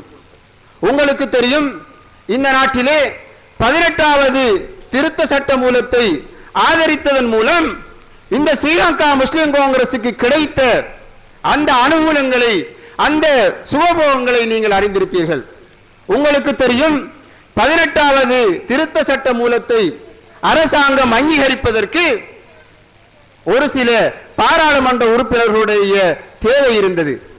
18வது அந்த திருத்தத்தை பொறுத்தவரையிலே இந்த நாட்டிலே சுதந்திரமான ஆணைக்குழுக்கள் நிறுவப்பட வேண்டும் என்றும், ஜனாதிபதியுடைய பதவிக்காலம் 2 தடவைகள் மாத்திரம் சுருக்கிக் கொள்ளாமல் அவர் தன்னுடைய மரணம் வரைக்கும் ஜனாதிபதி பதவியிலே இருக்க முடியும் என்ற பல்வேறு வகையான அம்சங்களை அந்த திருத்த சட்டம் மூலம் கொண்டிருந்தது. ஆனால் உண்மையிலேயே ஒரு சுதந்திரமான ஆணைக்குழு இல்லாமல் இந்த நாட்டிலே ஒரு நீதியான ஒரு நியாயமான அதிகாரங்களை கொண்டு செல்ல முடியாது. நிச்சயமாக சுதந்திரமான ஆணைக்குழுக்கள் தேவை. ஆனால் இந்த ஆணைக்குழுக்கள் எல்லாம் தேவையில்லை. ஜனாதிபதி நினைத்த மாதிரி மரணம் வரைக்கும் சர்வாதிகார ஆட்சியை கொண்டு செல்லலாம் என்று இவர்கள் இந்த ஸ்ரீலங்கா முஸ்லிம் காங்கிரஸ் ஆதரவளித்ததன் மூலமாக அவர்களுக்கு கிடைத்த அந்த சொகுசு அவர்களுக்குரிய அந்த வாகனமாகும், சொகுசு வாகனங்களாகும். அன்புக்குரிய சகோதரர்களே, இந்த துரோகத்தனம் முஸ்லிம்களுக்கு மாத்திரமல்ல ஒட்டுமொத்த இலங்கை மக்களுக்கும் செய்த ஒரு துரோகமாகவே இன்று இலங்கை மக்கள் அதனை பார்த்து கொண்டிருக்கிறார்கள். ஒரு சுதந்திரமான ஆணைக்குழு கிடையாது, ஒரு சுதந்திரமான தேர்தல் ஆணைக்குழு கிடையாது, ஒரு சுதந்திரமான போலீஸ் ஆணைக்குழு கிடையாது. இவ்வாறெல்லாம் சுதந்திரமான ஆணைக்குழுக்களை எல்லாம் இல்லாமல் ஆக்கிய அந்த மகோன்னத பெருமைக்குரியவர்களாக எங்களுடைய ஸ்ரீலங்கா முஸ்லிம் காங்கிரஸ் அவர்கள் இருக்கிறார்கள், அந்த கட்சிக்காரர்கள் இருக்கிறார்கள். அன்புக்குரிய சகோதரர்களே, எந்த இடத்திலும் சோரம் போகாத, எந்த இடத்திலும் தனது அரசியல் இருப்பை உத்தரவாதப்படுத்திக் கொள்கின்ற, மக்களுக்கு விசுவாசமான அர்த்தமுள்ள அபிவிருத்திகளை செய்யக்கூடிய ஒரு சுதந்திர குரல் நமக்கு மிகவும் தேவையாக உள்ளது. இந்த விடயத்தை நாங்கள் அம்பாறையிலும் திருகோணமலை மாவட்டத்திலும் சொன்னபோதுதான் மக்கள் இந்த நல்லாட்சிக்கான மக்கள் இயக்கத்தின் பால் அணிதிரள தொடங்கி இருக்கிறார்கள். எனவே அன்புக்குரிய சகோதரர்களே, இந்த நல்லாட்சிக்கான மக்கள் இயக்கம் கடந்த 6 வருடங்களாக இந்த நகர சபையிலும் இந்த பிரதேசத்திலே இருக்கின்ற பொது விடயங்களிலும் மக்களை விழிப்பூட்டி இந்த மக்களுக்காக வேண்டி சேவை செய்து வருகின்றது. இந்த மக்களுக்கான அரசியலுடைய அந்த தலைமைத்துவத்தை வழங்கி வருகிறது. நாங்கள் இந்த நகர சபையிலே படுகின்ற பாடுகளை நீங்கள் பார்த்தீர்களே, ஆனால் உண்மையிலேயே எதிர்கட்சியாக இருப்பது எவ்வளவு கஷ்டமான ஒரு செயல் என்பதை நீங்கள் விளங்கிக் கொள்வீர்கள். எல்லா அபிவிருத்திகளும் தில்லுமுள் இருக்கின்றன, எல்லா விடயங்களும் துஷ்பிரயோகங்கள் இருக்கின்றன. எந்த ப்ராஜெக்டை எந்த திட்டத்தை அவர்கள் அமல் நடத்தினாலும் அதிலே சராசரியாக 50% துஷ்பிரயோகங்கள் இருப்பதை நாங்கள் கடந்த நகரசபை வரலாற்றில் நாங்கள் கண்டுகொண்டோம். இதற்காக நாங்கள் குரல் கொடுக்கின்ற போதெல்லாம் உங்களுக்கு பதில் தர முடியாது, நீங்கள் இந்த கேள்விகளை கேட்பதற்கு அருகதையற்றவர்கள் என்று அவர்கள் சொல்லி எங்களுக்கு எந்த விதமான பதில்களையும் மக்களுக்கு விசுவாசமான எந்த விதமான கருத்துக்களையும் அவர்கள் எங்களுக்கு தருவதில்லை. எனவே அன்புக்குரிய சகோதரர்களே, நல்லாட்சிக்கான மக்கள் இயக்கம் எந்த சந்தர்ப்பத்திலும் தன்னுடைய அந்த நல்ல திட்டங்களை நல்ல சிந்தனைகளை எந்த இடமாக இருந்தாலும் உரத்து சொல்லும் என்பதை நான் இந்த இடத்திலே உங்களுக்கு கூறி, இன்ஷா அல்லாஹ் எதிர்வரும் 8ஆம் தேதி இந்த நல்லாட்சிக்கான மக்கள் இயக்கத்திற்கு நீங்கள் வாக்களிக்க வேண்டும், அதனுடைய இரட்டை கொடி சின்னத்திற்கு நீங்கள் வாக்களிக்க வேண்டும் என்று உங்களை அன்பாக கேட்டு முடித்துக் கொள்கின்றேன். வாஹ்ரதாவானா அனில் ஹம்துலில்லாஹி ரப்பில் ஆலமீன். இதுவரை நேரமும் எமக்கு உரையாற்றி சென்ற காத்தான்குடி நகரசபையின் நல்லாட்சிக்கான மக்கள் இயக்கத்தின் உறுப்பினர் அஷேக் சபீல் நலீமி அவர்களுக்கு எமது மனமார்ந்த நன்றிகளை தெரிவித்துக் கொள்கின்றோம். ஜஸாக்குமுல்லாஹு ஹைரன் வ ஹைரல் ஜஸா. அடுத்ததாக இங்கு உரையாற்றுவதற்கு வித்யாகீர்த்தி மதிப்புக்குரிய அமீர் அலி ஆசிரியர் அவர்களை அழைக்கின்றேன்.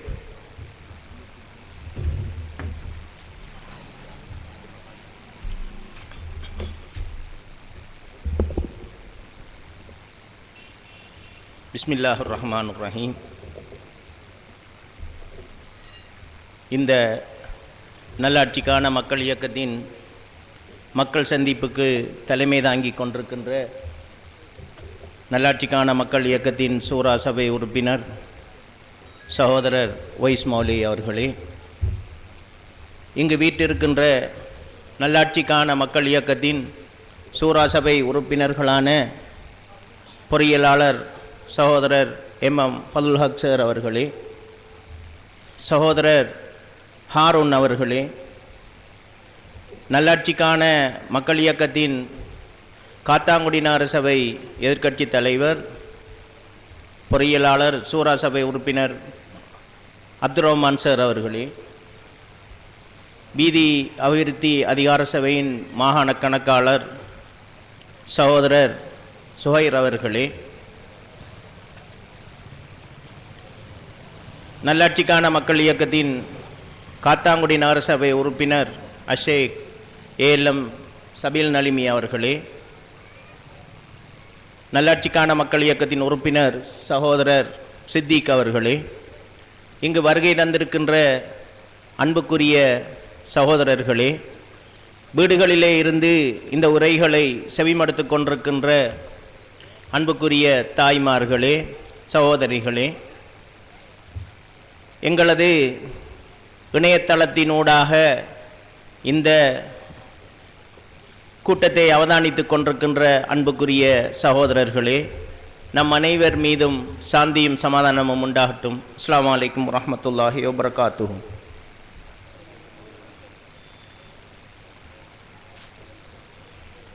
இந்த கூட்டத்திலே நான் எழுந்து நிற்கின்ற போது 1989 ஆண்டுக்கு முந்திய எமது அரசியல் சூழல் எனக்கு ஞாபகத்துக்கு வருகின்றது. அந்த நேரத்திலே மிக முக்கியமான அரசியல் செல்வாக்கு செலுத்திய பாராளுமன்ற உறுப்பினர்கள் எமது பகுதிகளிலே இருந்தார்கள். மட்டக்களப்பிலே சகோதரர் ரிஸ்வி சின்னலபை, கல்முனையிலே வர்த்தக வாணிபத்துறை அமைச்சராக இருந்த ஏஆர் மன்சூர், சம்மாந்துறையிலே மிக பிரபல்யமான செல்வாக்கு பெற்று நீண்ட காலம் பாராளுமன்ற உறுப்பினர்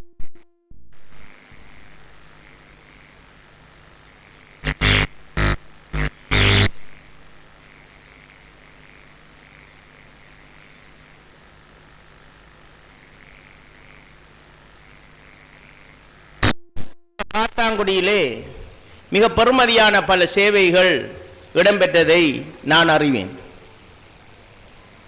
காத்தாங்குடியிலே ஒரு மிக பிரபல்யமான நூலகம் ஒன்று அமைக்கப்பட்டிருந்தது. அந்த நூலகத்திலே கட்டுத்தேறிய சகோதரர்கள் இப்பொழுது எங்களது மேடையிலே இருக்கின்றார்கள். அந்த நூலகம் ஒரு அவசியமற்ற நிலையிலே உடைக்கப்பட்டது. காத்தாங்குடி விளையாட்டு மைதானம் அந்த காலகட்டத்திலே புறமைக்கப்பட்டது. அங்கு ஃபரீட் அரங்கு என்று ஒரு அரங்கு இருந்தது. நான் முன்னர் கற்பித்த அல்ஹிரா மகாவித்யாலயத்திலே பின்பக்கத்தாலே இரட்டை மாடி கட்டடம் ஒன்று சகோதரர் ஃபரிமீர் அலபே அவர்களின் காலத்திலே கட்டப்பட்டது. அத்தோடு ஃபரீட் நகர், கர்பலா கிராமம், இப்படி பல அபிவிருத்தி திட்டங்கள், வீதிகள், கர்பலாவுக்கான வீதி, இப்படி மிக பிரதானமான அபிவிருத்தி திட்டங்கள் அந்த காலகட்டத்திலே செய்யப்பட்டது.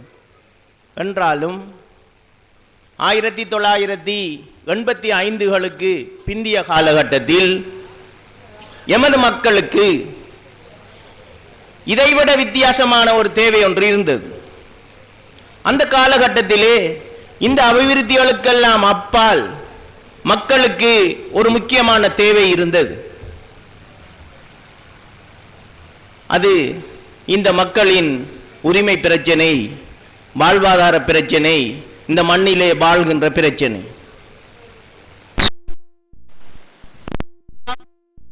அப்பால் மக்கள் போராடத் தொடங்கிய ஒரு காலகட்டம் அது. இந்த அரசியல்வாதிகள் அத்தனை பேரையும் அவர்கள் எந்த அபிவிருத்தி செய்திருந்தாலும் அந்த அபிவிருத்திக்கு அப்பால் இவர்களை ஒதுக்கி வைக்க அங்க மக்கள் துணிந்த காலம் அது. அந்த நேரத்தில் தான் பிரச்சனைகள் எங்களது கதவுகளை தட்டி கொண்டிருந்தது. இலங்கை இந்திய ஒப்பந்தம் வந்தது. ஆயுத குழுக்களின் பிரச்சனை வந்தது. இந்த காலகட்டத்தில் தான் எங்களது தாய்மார்கள், எங்களது சகோதரர்கள், எங்களது தந்தையர்கள் அழுது கண்ணீர் வடித்து துஆ செய்து நோன்பு பிடித்து ஸ்ரீலங்கா முஸ்லிம் காங்கிரஸ் என்ற அந்த அரசியல் சக்தியை இந்த மண்ணிலே வளர்த்து விட்டார்கள். அந்த நேரத்திலே அப்பொழுது இருந்த ஒரு காலத்திலே இந்த ஊரிலே சொல்வார்கள், நான் சிறிய வயதிலே கேட்டிருக்கின்றேன், என்னை வெட்டி போட்டாலும் பச்சை ரத்தம் தான் ஓடும் என்று சொல்லுகின்றவர்கள் இந்த மண்ணிலே இருந்தார்கள்.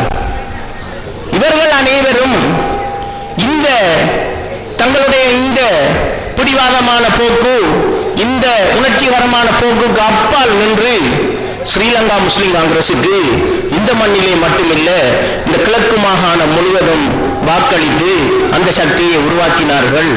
இது நமக்கு தெரிஞ்ச விஷயம். இப்பொழுது நான் உங்களிடத்திலே கேட்கின்றேன், ஸ்ரீலங்கா சுதந்திர கட்சி வேண்டாம், ஐக்கிய தேசிய கட்சி வேண்டாம், ஸ்ரீலங்கா முஸ்லிம் காங்கிரஸ் தான் எங்களுக்கு வேண்டும் என்று அந்த மக்கள் அந்த காலகட்டத்திலே போராடி, ஏன் நாங்கள் எல்லாம் சேர்ந்து போராடி அந்த கட்சியை உருவாக்கி விட்டோம். எந்த பிரச்சனைகளை அந்த கட்டத்திலே நாங்கள் சொன்னோமோ, எந்த சிக்கல்கள் எங்களுக்கு ஏற்பட்டன என்று நாங்கள் வருந்தினோமோ, எந்த பிரச்சனைகள் எங்களது கதவுகளிலே தட்டின என்று நாங்கள் வேதனைப்பட்டோமோ, அதே காலகட்டத்திலே அதே ஸ்ரீலங்கா முஸ்லிம் காங்கிரஸ் இருக்கத்தக்கதாக மீண்டும் ஒரு முறை நாங்கள் வந்து நிற்கின்றோம். இப்பொழுது எங்களது வாழ்விடங்களுக்கு பிரச்சனை வந்திருக்கின்றது, எங்களது காணிகளுக்கு பிரச்சனை வந்திருக்கின்றது, எங்களது மத உரிமைகளுக்கு பிரச்சனை வந்திருக்கின்றது. நாளை என்ன நடக்கும் என்று தெரியாமல் தத்தளிக்கின்ற ஒரு சூழல் வந்திருக்கின்றது. பொருளாதார ரீதியான பிரச்சனை என்பது அதுவும் ஒரு பக்கமாக இருக்கின்றது. எங்களுக்கு உரிமைகளை பற்றி பேசியவர்கள், நாங்கள் இந்த அபிவிருத்திக்கு அப்பால் உரிமை போராட்டம் நடத்துகின்றோம் என்று சொல்லி எங்களுக்கு மத்தியிலே பேசியவர்கள் இன்று அமைச்சர்களாக, பிரதி அமைச்சர்களாக, எந்த நிலைமை எங்களுக்கு ஏற்பட்டது நாங்கள் வேண்டாம் என்று பிரபல்யமான அரசியல் சக்திகளை ஒதுக்கி வைத்தோமோ அந்த நிலைமைக்கு மீண்டும் எங்களை கொண்டு வந்து தள்ளிவிட்டிருக்கின்றார்கள். அப்படி என்றால் இப்பொழுது நாங்கள் செய்ய வேண்டியது என்ன என்பதை சிந்திக்க வேண்டும். மீண்டும் எங்களுக்கு புதியதொரு சக்தி தேவைப்படுகின்றது. இந்த அரசியல்வாதிகள் எல்லோரும் ஒரே குடையின் கீழ் மீண்டும் சென்று விட்டார்கள். இவர்களை நம்பினால் 1989 ஆண்டுக்கு முந்தி நாங்கள் ஏன் அன்றிருந்த அந்த சக்திகளை வேண்டாம் என்று கூறினோமோ அதே நிலைமை இன்று ஏற்பட்டிருக்கின்றது. இவர்களை நம்புவதால் எங்களுக்கு எந்த பயனும் இல்லை என்ற நிலைமை இன்று ஏற்பட்டிருக்கின்றது. எனவே மீண்டும் துஆ செய்ய வேண்டிய, மீண்டும் கண்ணீர் விட வேண்டிய, மீண்டும் ஒரு மாற்றத்தை கொண்டு வர வேண்டிய தேவை எங்களுக்கு இந்த மண்ணிலே ஏற்பட்டிருக்கின்றது என்பதை நாங்கள் சரியாக விளங்கிக் கொள்ள வேண்டும். இந்த தேர்தலிலும் நாங்கள் மாற்றமான ஒரு முடிவை எடுத்தோம் என்றால் இன்னும் 5 வருடங்களுக்கு பின் அல்லது இன்னும் 10 வருடங்களுக்கு பின் இதைவிட மோசமாக கை சேதப்பட வேண்டிய ஒரு சூழ்நிலையிலே நாங்கள் தள்ளப்படுவோம் என்ற அந்த உண்மையை நீங்கள் உணர்ந்து கொள்ள வேண்டும். இன்று இந்த மாகாண சபை தேர்தலிலே ஒரு முக்கியமான விஷயம் நடைபெற்றுக் கொண்டிருக்கின்றது. உங்களுக்கு தெரியும், சிங்கள மக்களின் வாக்குகள் இப்போது இருக்கின்ற அரசாங்கத்துக்கு தேவை. அவர்கள் எங்களை பற்றி கவலைப்படுவதில்லை. இந்த உண்மையை நாங்கள் தெளிவாக புரிந்து கொள்ள வேண்டும். இம்முறை ஐக்கிய தேசிய கட்சி ஒரு வேலையை செய்திருக்கின்றது. அம்பாறையிலே தயாகமகே என்ற ஒரு வேட்பாளரை போட்டு அவரை முதன்மையாக்கி அவருக்கு வாக்களிக்கின்ற ஒரு சூழலை உருவாக்கி வைத்திருக்கின்றது. ஏனென்றால் ஏனைய பகுதிகளில் சிங்கள தமிழ் சமூகத்தில் அவருடைய செல்வாக்கு மிக குறைவு.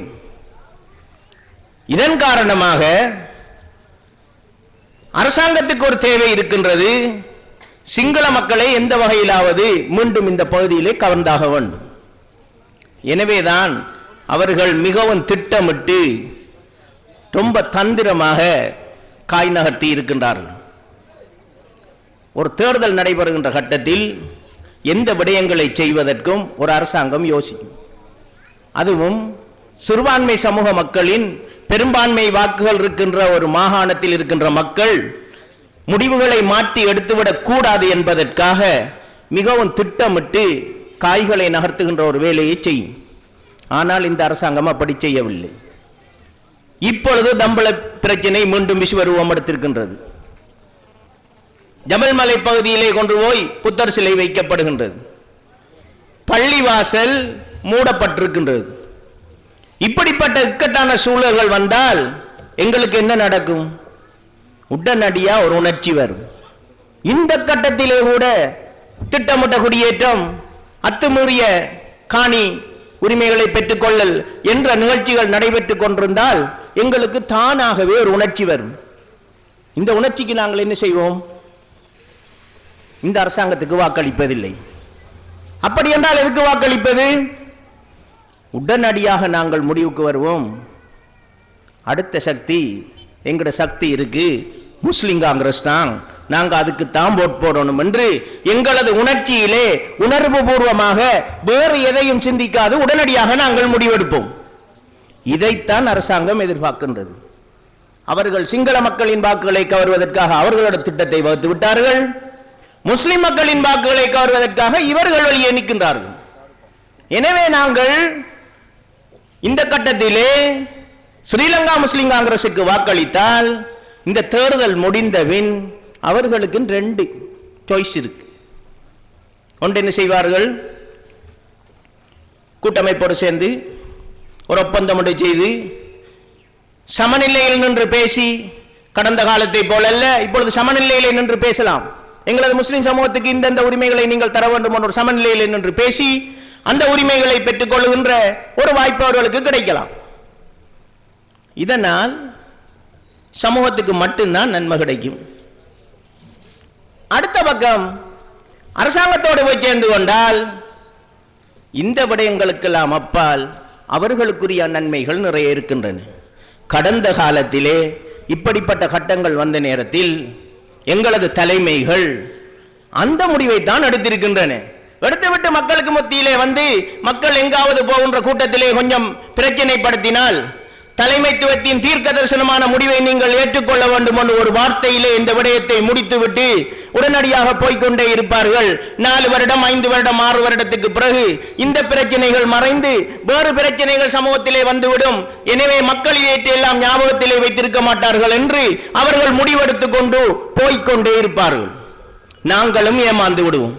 இந்த நேரத்திலே தான் இதை நம்பி இப்பொழுது தேர்தலில் இறக்கி இருக்கின்ற சகோதரர்களையும் அவர்களுக்கு பின்னே பணியாற்றி கொண்டிருக்கின்ற உண்மையாகவே இந்த சமூகத்தை பற்றிய எண்ணம் கொண்ட அந்த இளைஞர்களையும் பார்த்து நான் கேட்கின்றேன், நீங்கள் இந்த தேர்தலின் பின் உங்களது தலையை பித்துக் கொள்ள வேண்டிய, உணர்ச்சி வசப்பட வேண்டிய ஒரு இக்கட்டான சூழல் உங்களுக்கு வந்துவிடும்.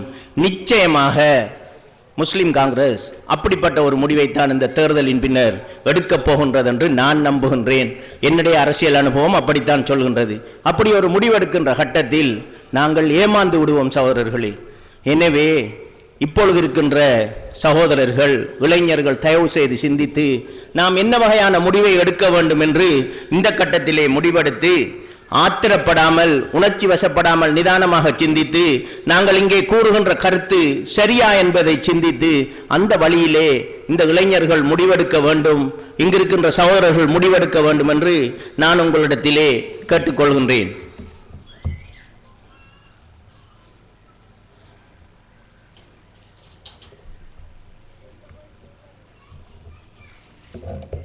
அடுத்ததாக ஒரு சிறிய விடயம் எனக்கு ஞாபகத்திலே வருகின்றது. அபிவிருத்தி அரசியல் என்று ஒரு விடயத்தை பற்றி இங்கு பேசிக் கொண்டிருக்கின்றார்கள். கொழும்பிலே இருந்து ஒரு நபர் ஊருக்கு வந்து கொண்டிருந்தார்.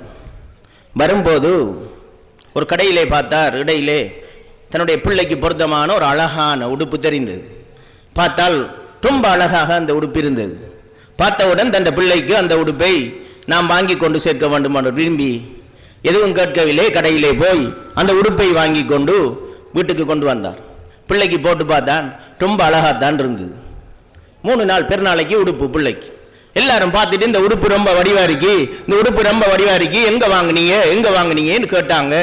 அவரும் ரொம்ப பெருமையாக மறுமொழி சொல்லிக்கொண்டு, ஒரு கிழமை போக உடுப்பை கழுகுனா முதலாவது சாயம் பெய்த்து, இன்னும் கொஞ்ச நாளையால 2வது தரம் கழுகுனா திருப்பி சாயம் பெய்த்து, 3வது தரம் கழுகுனா ஒரே அடியா சாயம் பெய்த்து, 4வது தரம் கழிவிட ஒரு சாதி பஞ்சடிச்சு உடுப்பு அப்படியே பழுதா பெய்த்து. என்னை அந்த கடைக்காரன் ஏமாற்றி விட்டான் என்று சொல்லி புலம்புவதை தவிர அவருக்கு வேற எந்த வழியும் இருக்கவில்லை. எங்களுடைய அபிவிருத்திகளும் இப்பொழுது அப்படித்தான் நடந்து கொண்டிருக்கின்றது. பார்த்தா நல்ல வடிவாக தான் இருக்கு. கொஞ்ச நாளையால போய் காலை வச்சா தான் ரோட்டு எங்கால போகுதுன்னு தெரியும். இன்னும் கொஞ்ச நாள் போனால் தான் தெரியுது அங்கால ரோட்டு எங்கால போகுதுன்னு. பிறகு பார்த்தா நடுவால கொத்து அங்கால வெட்டு, இப்படி தான் நடந்து கொண்டிருக்கின்றது. திட்டமிடப்படாத அபிவிருத்தி என்பது, ஊழல் மோசடிகள் மூலமாக நடைபெறுகின்ற அபிவிருத்தி என்பது இப்படிப்பட்ட விளைவுகளைத்தான் உண்டாக்கும். நான் சொன்ன கதையை போன்று என்பதை நாங்கள் ஞாபகத்திலே வைத்துக் கொள்ள வேண்டும். அடுத்ததாக இன்னும் ஒரு விடயத்தை நான் குறிப்பிட வேண்டும். இங்கு கள்ள வாக்களித்தல் சம்பந்தமாக இப்பொழுது எங்களது உலமாக்கள் மத்தியிலே இருந்து பிரச்சாரம் முன்னெடுக்கப்படுகின்றது. நாங்கள் எங்களது ஒவ்வொரு காலத்திலும் எங்களது பிரச்சார கூட்டங்களினூடாக இந்த விடயத்தை வலியுறுத்தி வருகின்றோம். இந்த ஆள்மாறாட்டம் செய்வது தொடர்பாக 1988 ஆண்டின் 2ஆம் இலக்க மாகாண சபை சட்டத்தில் பிடியாணையின்றி வரண்ட் இல்லாம அவரை அரெஸ்ட் பண்ணுகின்ற, கைது செய்கின்ற ஒரு சட்டம் இருக்கின்றது. இந்த சட்டத்தின்படி அவர் குற்றவாளியாக நிரூபிக்கப்பட்டால் 12 மாத காலத்துக்கு குறைந்த கடூழிய மறிய தண்டனையை அவருக்கு வழங்கலாம். இது இந்த நாட்டு சட்டம். இந்த சட்டம் எங்களது இளைஞர்களுக்கும் தெரியாது, தாய்மாருக்கும் தெரியாது. இதையெல்லாம் மறைத்துத்தான் எங்களது அரசியல்வாதிகள் எங்களது இளைஞர்களையும் தாய்மார்களையும் உணர்ச்சி ஊட்டி அவர்களை கொண்டு களத்திலே இறக்கி விட்டிருக்கின்றார்கள். சென்ற தேர்தலிலே பிடிபட்ட சில சகோதரர்கள் சகோதரிகள் இப்பொழுதும் வழக்கு பேசிக் கொண்டிருக்கின்றார்கள். அவருடைய வழக்கு முடியவில்லை. நீங்கள் நன்றாக ஞாபகத்திலே வைத்துக் கொள்ள வேண்டும். நான் கேட்கின்ற ஒரு கேள்விக்கு தாய்மார்களும் சகோதரிகளும் தந்தையர்களும் பதில் சொல்ல வேண்டும். நான் கள்ளவாக்கு போட போவேனா? போக மாட்டேன். எந்த மகன் அனுப்புவேனா கள்ளவாக்கு போடுறதுக்கு? அதுவும் செய்ய மாட்டேன். எந்த மனைவி அனுப்புவேனா கள்ளவாக்கு போடுறதுக்கு? அதுவும் செய்ய மாட்டேன். ஏன்? நான் இந்த ஊர்ல ஒரு கௌரவமான பிரஜை. நம்ம ஊர்ல இருக்கிற ஒரு பிரபல்யமான அரசியல்வாதி அவர் போவாரா? அவருடைய மனைவி போவாரா? அவருடைய பிள்ளை போகுமா வாக்கு போட? நிச்சயமா போக மாட்டார். அப்ப இந்த வாக்கு போடுறதுக்கு நாங்க பயன்படுத்துற யார்? எங்கட அப்பாவிகளை, எங்கட ஏழத்தாய்மாரை, பாடசாலையில படிக்கிற மாணவர்களை, பல்கலைக்கழகத்தில் இருக்கிற மாணவர்களை, எங்களது உழைப்பையை நம்பி வாழ்கிற சகோதரர்களை கொண்டு போய் இதுல உண்மையான தாற்பயம் என்ன, இதுல பிடிபட்டா என்ன நடக்கும் அந்த விஷயத்தை மட்டும் விட்டுட்டு அவர்களை கொண்டு போய் களத்தில் இறக்கி போட்டு என்ன நினைக்காங்க தெரியுமா? இதெல்லாம் 2ஆம் நம்பர் கேஸ். நாம தான் இந்த ஊர்ல 1ஆம் நம்பர். நம்மளும் நம்ம குடும்பமும் சேஃப்டியா இருந்தா நாம இந்த காரியங்களை செய்யாம இருந்தா சரி. இந்த விஷயம் தெரியாத அப்பாவி ஜனங்களை கொண்டு இறக்கி விட்டு இந்த கள்ள வாக்களிக்கிற வேலையை பயன்படுத்தி நாங்க வந்து கொண்டா சரி என்று யோசிக்கிறார்கள். நீங்கள் புரிந்து கொள்ள வேண்டும். இந்த இக்கட்டான சூழ்நிலையிலிருந்து எங்களது குழந்தைகளை காப்பாற்ற வேண்டி இருக்கின்றது. நாங்கள் பாதுகாப்பு பெற வேண்டி இருக்கின்றது. இன்னொரு புறத்திலே பார்க்க போனால் இது ஒரு சாட்சியம் அளிக்கிற விஷயம். ஒரு பிரதிநிதி சரி, எனக்குள்ள அமானிதம் என்ற ஓட் மட்டும்தான், இன்னொருத்தர் ஓட் அதுக்கு நாம் பொறுப்பு இல்லை. அதை பாவிக்கிறேங்கிறது மார்க்கத்திலேயே விளக்கப்பட்ட ஒரு விஷயம். இதைத்தான் எங்களது உலமாக்கள் சொல்லிக் கொண்டிருக்கின்றார்கள். எனவே நாங்கள் இந்த விடயத்திலே இருந்து ஒதுங்கி இருக்க வேண்டும் என்று கூறிக்கொண்டு ஒரு விடயத்தை கூறி முடித்துக் கொள்ளலாம் என நினைக்கின்றேன். நல்லாட்சிக்கான மக்கள் இயக்கத்திலே நான் ஒரு சூரா சபை உறுப்பினர். 2006ஆம் ஆண்டு இருக்கின்றேன். என்னோடு பல சகோதரர்கள் இந்த இயக்கத்திலே இருக்கின்றார்கள். இந்த இயக்கத்தினால் நாங்கள் அடைந்த நன்மைகள் என்ன? ஒரு சின்ன ஒரு சுருக்கம் சொல்லிவிட்டு நான் என்னுடைய உரையை முடித்துக் கொள்கின்றேன். முதலாவது, தனிப்பட்ட முறையிலே என்னுடைய வாழ்க்கை புடம்போடப்பட்டிருக்கின்றது. நான் இந்த வாழ்க்கையிலே நீண்ட காலமும் ஒரு நேர்மையாளராக இருந்திருப்பேன். ஏதாவது தவறுகள் செய்திருப்பேன். இந்த தவறுகளை எல்லாம் விட்டு திருந்தி நேர்மையாக வாரத்துக்கு இந்த இயக்கத்திலே தருகின்ற தர்பியா, எங்களது ஒழுங்குமுறை, இது அத்தனையும் எனக்கு தனிப்பட்ட முறையிலே உதவி இருக்கின்றது. இது நல்லாட்சிக்கான மக்கள் இயக்கத்தில் அங்கத்துவம் பெற்றதால் எனக்கு கிடைத்த ஒரு நன்மை. இரண்டாவது, நாங்கள் எங்கு கூடினாலும் நல்லதையே பேசுவோம். யாருக்கு என்ன உதவி செய்வது, இந்த மக்களுக்கு என்ன உதவி செய்வது, பாதிக்கப்பட்ட மக்களுக்கு என்ன உதவி செய்வது என்று இதை பற்றியே பேசிக்கொண்டிருப்போம். ஒரு பாமரமான ஒரு சாதாரணமான அரசியல் செய்கின்ற ஒரு நிகழ்ச்சி நிரல் உள்ள ஒரு இடத்திலே நாங்கள் போய் கூடினால் யாருக்கு காய் வெட்டுவது, யாருக்கு அநியாயம் செய்வது, எவருடைய தலையை உடைப்பது என்று பேசிக்கொண்டிருப்பார்கள். எனவே இரண்டாவது நன்மை, அது அரசியல் காலமாக இருந்தாலும் ஏனைய காலங்களாக இருந்தாலும் நல்ல விஷயத்தை பற்றியே பேசுவது, நல்ல விஷயத்தை பற்றியே சிந்திப்பது, அடுத்தவர்களுக்கு உதவி செய்வது என்ற ஒரு மனநிலை எங்களுக்கு வந்திருக்கின்றது. இது நாங்கள் பெற்ற இரண்டாவது நன்மை. மூன்றாவது, ஒரு தவறு நடந்தால், வழக்கமாக நமது ஊரிலே நடக்கின்ற ஒரு வழக்கம் இருந்தது, தவறு செய்தவர் கொஞ்சம் ஒரு பலமான சக்தியாக இருந்தால், ஒரு செல்வாக்கு படைத்தவராக இருந்தால், நாங்க மொட்டை பிட்டிஷன் அனுப்புற வேலை, ஒளிச்சு கொண்டு போய் நோட்ஸ் போடுற வேலை, இப்படிப்பட்ட வேலைகளைத்தான் அவர்கள் அது செல்வாக்குக்கு பயந்து ஒரு காலத்திலே செய்து கொண்டிருந்தோம். நான் செய்யவில்லை, பொதுவாக அப்படிப்பட்ட காரியங்கள் தான் நடந்து கொண்டிருக்கும். ஆனால் அல்லாஹ் தஆலா எங்களுக்கு ஒரு தைரியத்தை தந்திருக்கின்றான். யார் தவறு செய்தாலும் நேரடியாக அவர கையிலே கொடுத்து, நீ தவறு செய்கிறீர், இந்த இருக்கு, இதை பெற்றுக்கொள்ளுங்கள் என்று சொல்லுகின்ற தைரியத்தை அல்லாஹ் தஆலா தந்திருக்கின்றான். இது எங்களுக்கு கிடைத்த அடுத்த நன்மை. இன்னொன்று, நாங்கள் நினைத்தாலும் தவறு செய்ய முடியாது. இப்ப நான் ஒரு தவறு செய்யணும் என்று யோசிச்சு இந்த ரோட்டில் நின்று நான் ஒரு தவறு செய்யலாது. உடனடியாக ஆதரவாளர்கள் மட்டுமல்ல, எதிரிகள் கூட கேட்பார்கள், பிஎம்ஜிஜி காரணம் இந்த வேலையை செய்து, என்ன நம்பிக்கை இது? எதிரிகளும் கேட்பார்கள், பிஎம்ஜிஜி காரணம் இந்த வேலையை செய்து. அவர்களுக்கே தெரியும் பிஎம்ஜிஜி காரர்கள் நேர்மையானவர்கள், நல்லதை செய்யக்கூடியவர்கள், தவறுகளை செய்ய மாட்டார்கள் என்ற உண்மை அவர்களுக்கு தெரியும். இது அடுத்ததாக கிடைத்த நன்மை. இன்னொரு விஷயம் இருக்கின்றது. இந்த பணியிலே, இந்த வேலையிலே நாங்கள் ஈடுபட்டு கொண்டிருக்கின்ற போது எங்களுக்கு ஏதோ ஒரு காரணத்தால் மரணம் வந்தால் கூட அல்லாஹ் தஆலா மறுமையிலே எங்களுக்கு கூலி தருவான் என்ற அந்த ஆழமான நம்பிக்கை எங்களது மனதிலே இருக்கின்றது.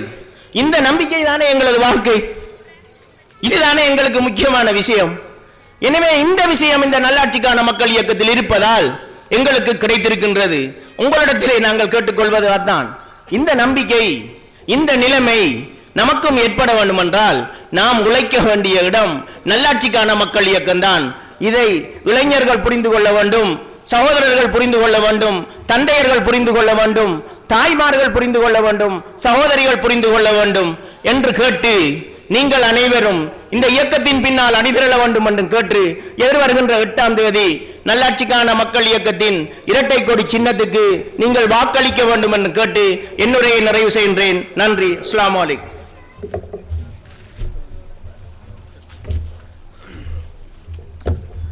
இதுவரை நேரமும் உரையாற்றி சென்ற மதிப்புக்குரிய ஆசிரியர் வித்யாகீர்த்தி அமீர் அலி சார் அவர்களுக்கு எங்களது மனமார்ந்த நன்றிகளை தெரிவித்துக் கொள்கின்றோம்.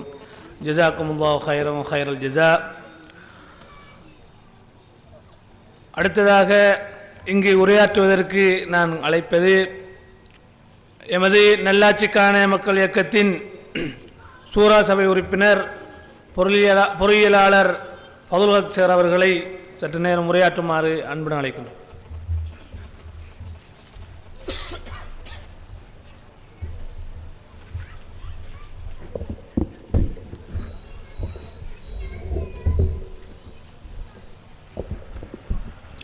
பிஸ்மில்லாஹிர் ரஹ்மானிர் ரஹீம்.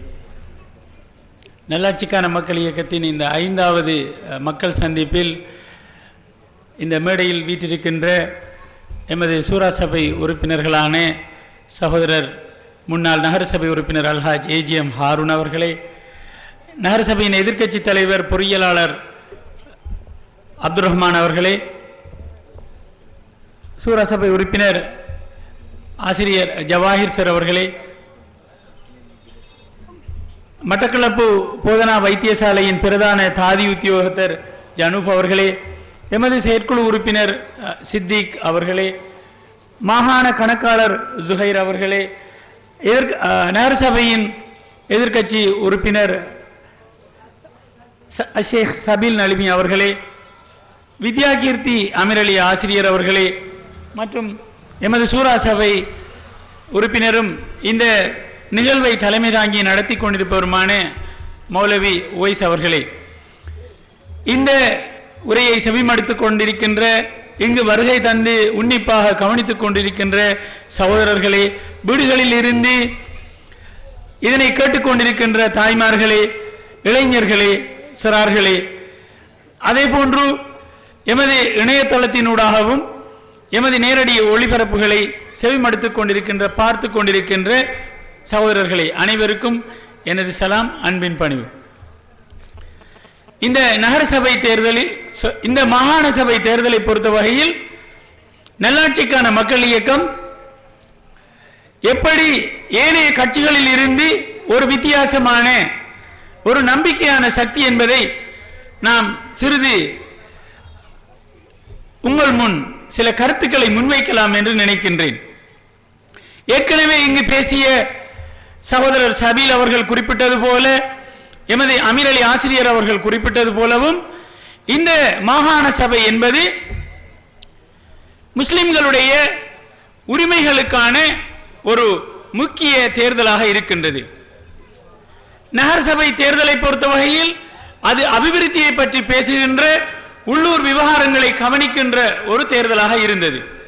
ஆனால் இந்த மாகாண சபை என்பது எமது உரிமைகளுக்கான ஒரு முக்கிய ஒரு தேர்தலாக இருக்கின்றது. இதற்கு முன் நிகழ்ந்த மாகாண சபைகளை தேர்தல்களை பொறுத்த வகையில் அவ்வாறான முக்கியமான ஒரு அழுத்தம், முக்கியமான ஒரு தருணமாக அது அமையவில்லை. ஆனால் இம்முறை தமிழர்கள் தரப்பிலும் இந்த தேர்தல் மிகவும் முக்கியம் வாய்ந்ததாக கருதப்படுகிறது.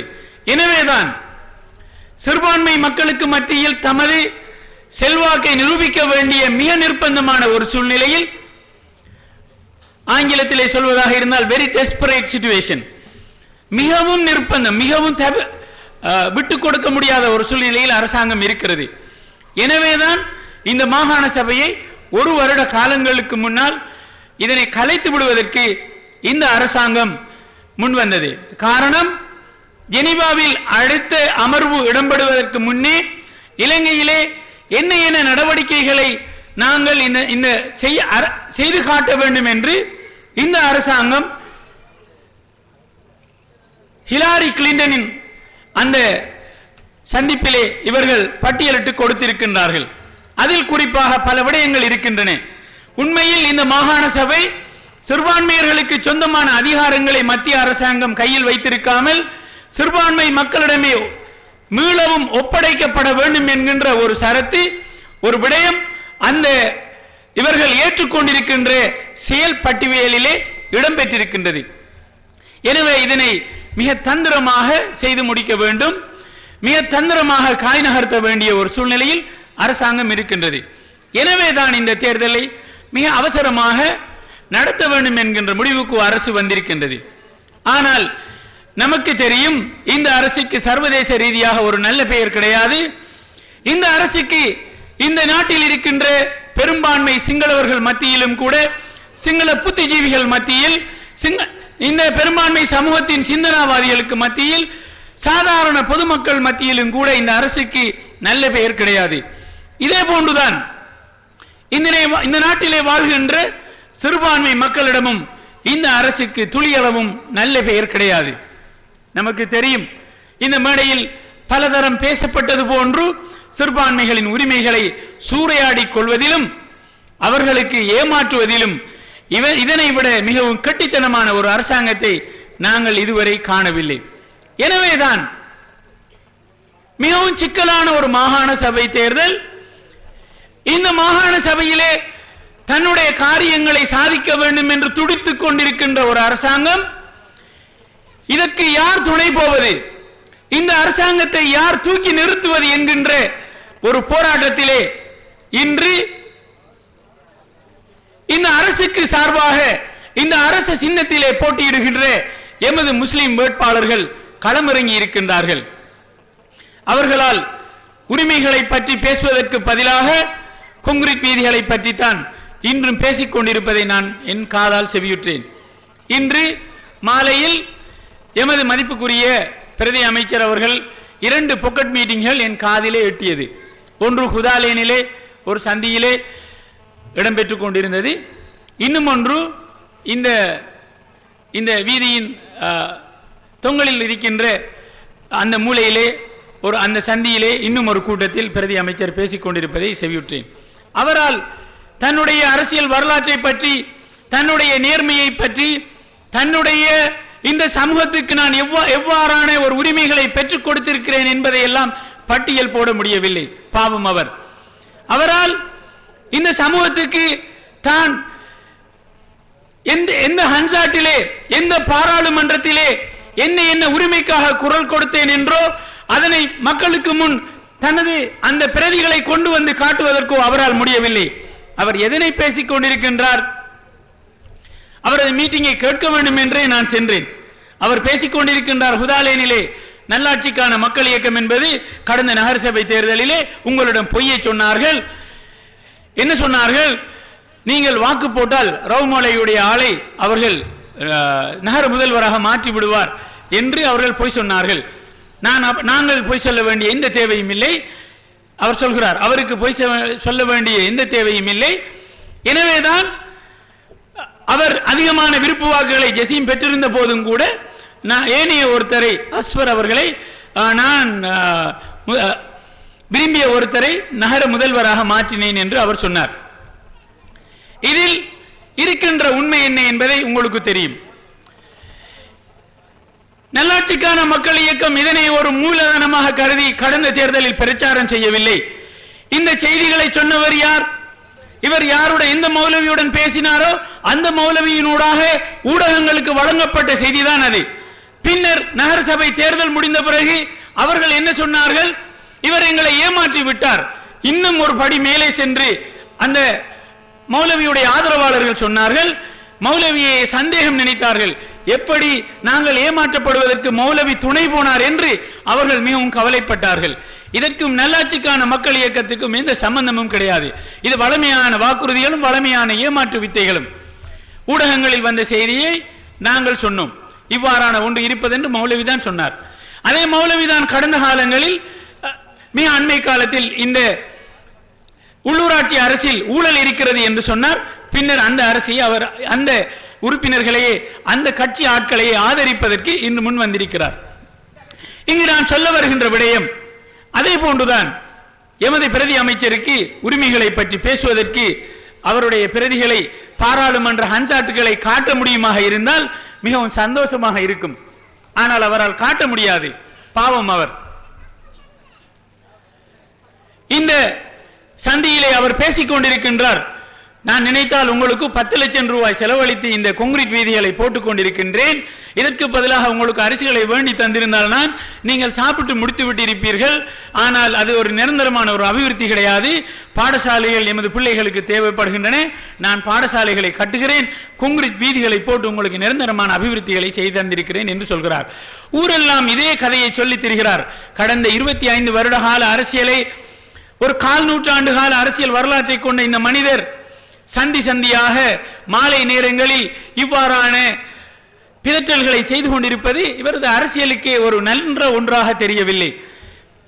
நல்லாட்சிக்கான மக்கள் இயக்கம் இவ்வாறான ஒரு அரசியலிலே மந்திரிகளாகவும் அமைச்சர்களாகவும் பல நீண்ட வரலாறை கொண்டிருக்கின்ற ஒரு அரசாங்கம், ஒரு கட்சியாக, ஒரு மக்கள் இயக்கமாக நல்லாட்சிக்கான மக்கள் இயக்கம் இருந்தால் இவரை விட பலம் பொருந்திய, நாங்கள் மக்களிடம் இப்படி மாலை நேரங்களில் 5 பேரை வைத்துக் கொண்டு பேசி திரிய வேண்டிய எந்த ஒரு தேவையும் இருக்காது என்பதை கடந்த காலங்களிலும் நான் சொல்லி இருக்கின்றேன்.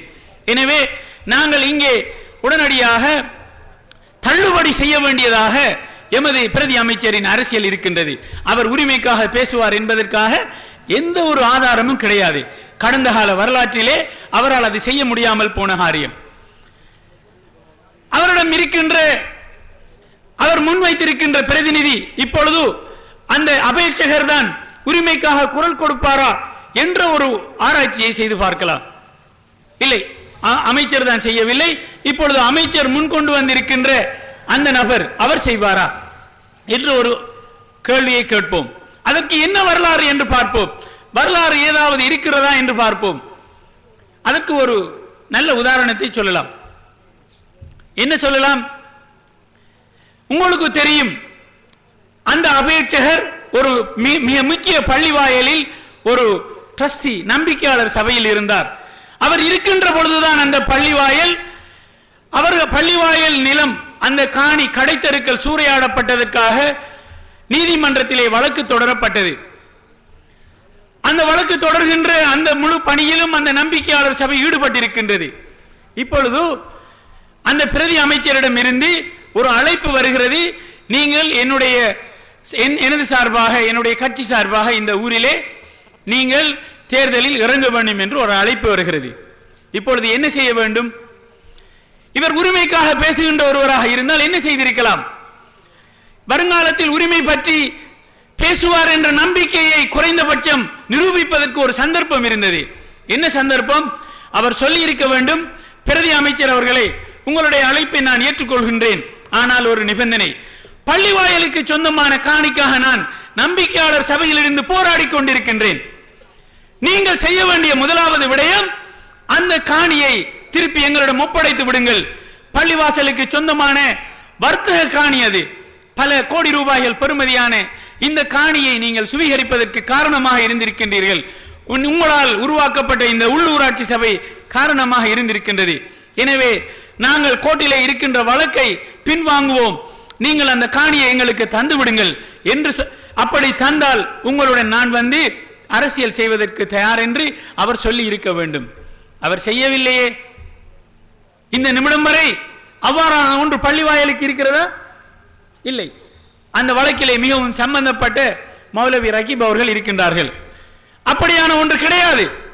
எனவே மிகச்சிறிய அலுவலகத்துக்குள் இடம்பெறக்கூடிய கண்ணுக்கு முன்னால் இருக்கின்ற சம்பந்தப்படுகின்ற அவர்தான், இதே அபேட்சகர் தான் ரகீப் மௌலவி அவர்களை அழைத்துக் கொண்டு போலீசிலே இன்றி போடுவதற்காக போலீசுக்கு அவரை அழைத்துக் கொண்டு சென்றவர். எப்படி உரிமைகளை மறந்துவிட்டு இன்றைய நிலைமையில்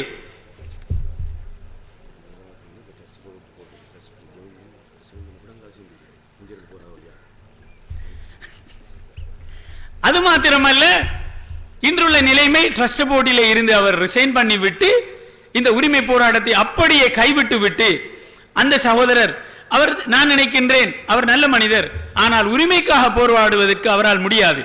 காரணம், உரிமைக்காக போராடுவது என்பதை முதலில் அதனை தீர்க்கமாக கற்றுக்கொள்ள வேண்டும். அதற்கு ஒரு அறிவும் வேண்டும், அதற்கு ஒரு துணிச்சலும் வேண்டும். கோழைத்தனம் சரிவராது. எனவே மிகவும் அப்பாவித்தனமாக இருக்கின்றது. இவர்களால் எப்படி இந்த சமூகத்தின் உரிமையை பெற்றுக் கொடுக்க முடியும்? நான் யாரையும் அகௌரவப்படுத்துவதற்காக இதனை சொல்லவில்லை. எந்த ஒரு தனிநபருடைய மரியாதையை குறைப்பதற்காக நான் சொல்லவும் இல்லை. அப்படி என்றிருந்தால் அதனை நான் மக்கள் முன் உண்மையை சொல்ல வேண்டிய நிர்பந்தம் இந்த நல்லாட்சிக்கான மக்கள் இயக்கத்துக்கு இருக்கிறது. தெளிவுபடுத்தி காட்ட வேண்டிய ஒரு தேவை இருக்கிறது. அல் குர்ஆன் அதனைத்தான் விரும்புகிறது. எப்பொழுதுமே அல் குர்ஆன் பாவிக்கின்ற விடயம் நன்மை வேறு தீமை வேறு என்று பிரித்து காட்டுவதற்காகத்தான் நாங்கள் நபிமார்களை அனுப்பினோம் என்று சொல்கிறது. நாங்கள் பிரித்து காட்ட வேண்டிய விடயத்தை பிரித்து காட்டியே ஆக வேண்டும். எனவேதான் கண்ணுக்கு முன்னால் மிகச்சிறிய ஒரு போராட்டம், மிகச்சிறிய ஒரு உரிமைக்கான ஒரு போராட்டம், மிகவும் நியாயமான ஒரு போராட்டம், அந்த பள்ளிக்கு பெற்றுக் கொடுக்க வேண்டிய உரிமையை பெற்றுக் கொடுத்து விட்டு அந்த நம்பிக்கையாளர் சபையில் இருந்து கொண்டோ அல்லது இராஜினாமா செய்து கொண்டோ அந்த சகோதரர் அந்த அரசியலில் இறங்கி இருக்க முடியும். அந்த போராட்டத்தை அப்படியே கைவிட்டு விட்டு அங்கே போயிருந்து எதை செய்ய போகிறாரோ எம்மால் புரிய முடியவில்லை. எனவேதான் பிரதி அமைச்சரும் தள்ளிபடியான ஒரு பிரதி அமைச்சர், அவரிடம் இருக்கின்ற அமைச்சகரும் மக்களால் நீங்கள் சிந்தித்து தள்ளுபடி செய்ய வேண்டிய ஒருத்தர். இதிலே நான் நினைக்கின்றேன் ஆராய்ச்சி செய்வதற்கு ஒன்றும் கிடையாது. எனவே நாங்கள் இந்த அரசாங்கம் தள்ளுபடி செய்யப்பட வேண்டிய அரசாங்கம், பிரதி அமைச்சர் தள்ளுபடி செய்யப்பட வேண்டிய ஒருவர், இவ்வாறுதான் நாங்கள் இந்த அமைச்சர்களையும் டிஸ்கவுண்டட் தள்ளுபடி செய்ய வேண்டிய ஒருத்தர். நாங்கள் இப்பொழுது ஸ்ரீலங்கா முஸ்லிம் காங்கிரசுக்கு செல்வோம். இவர்கள் உரிமைக்காக குரல் கொடுப்பவர்கள் என்று சொல்கின்றார்கள். இவர்கள் முஸ்லிம்களின், இந்த இலங்கை முஸ்லிம்களின், இலங்கை சிறுபான்மை முஸ்லிம்களின் உரிமைக்கான கட்சி, உரிமைக்கான குரல் என்று சொல்கின்றார்கள். இவர்களை ஒரு பரிசோதனை செய்து பார்ப்போம். இந்த பரிசோதனையில் இவர்கள் வெற்றி பெற்றால், இவர்கள் பாஸ் பண்ணினால் இவர்களுக்கு வாக்களிப்போம். அல்ல இவர்கள் அந்த பரிசோதனைகள் இவர்களில் தோற்றுவிட்டால் இவர்களையும் தள்ளுபடி செய்ய வேண்டிய ஒரு நிர்பந்தமான சூழ்நிலைக்கு இந்த வாக்காளர்கள் வர வேண்டி இருக்கின்றது. என்ன நடக்கின்றது? நாங்கள் இந்த மேடைகளில் அடிக்கடி பேசுவது போன்று கடந்த ஜனாதிபதி தேர்தலில் இந்த அரசாங்கம் ஊழல் மிகுந்த அரசாங்கம், இந்த நாட்டிலே குடும்ப ஆட்சி நிலவுகிறது, இந்த அரசாங்கத்தை தோற்கடிக்க வேண்டும் என்று சூளுரைத்தவர் எமது பெருந்தலைவர் இப்பொழுது இருக்கின்ற ரவுப் ஹக்கீம் அவர்கள்.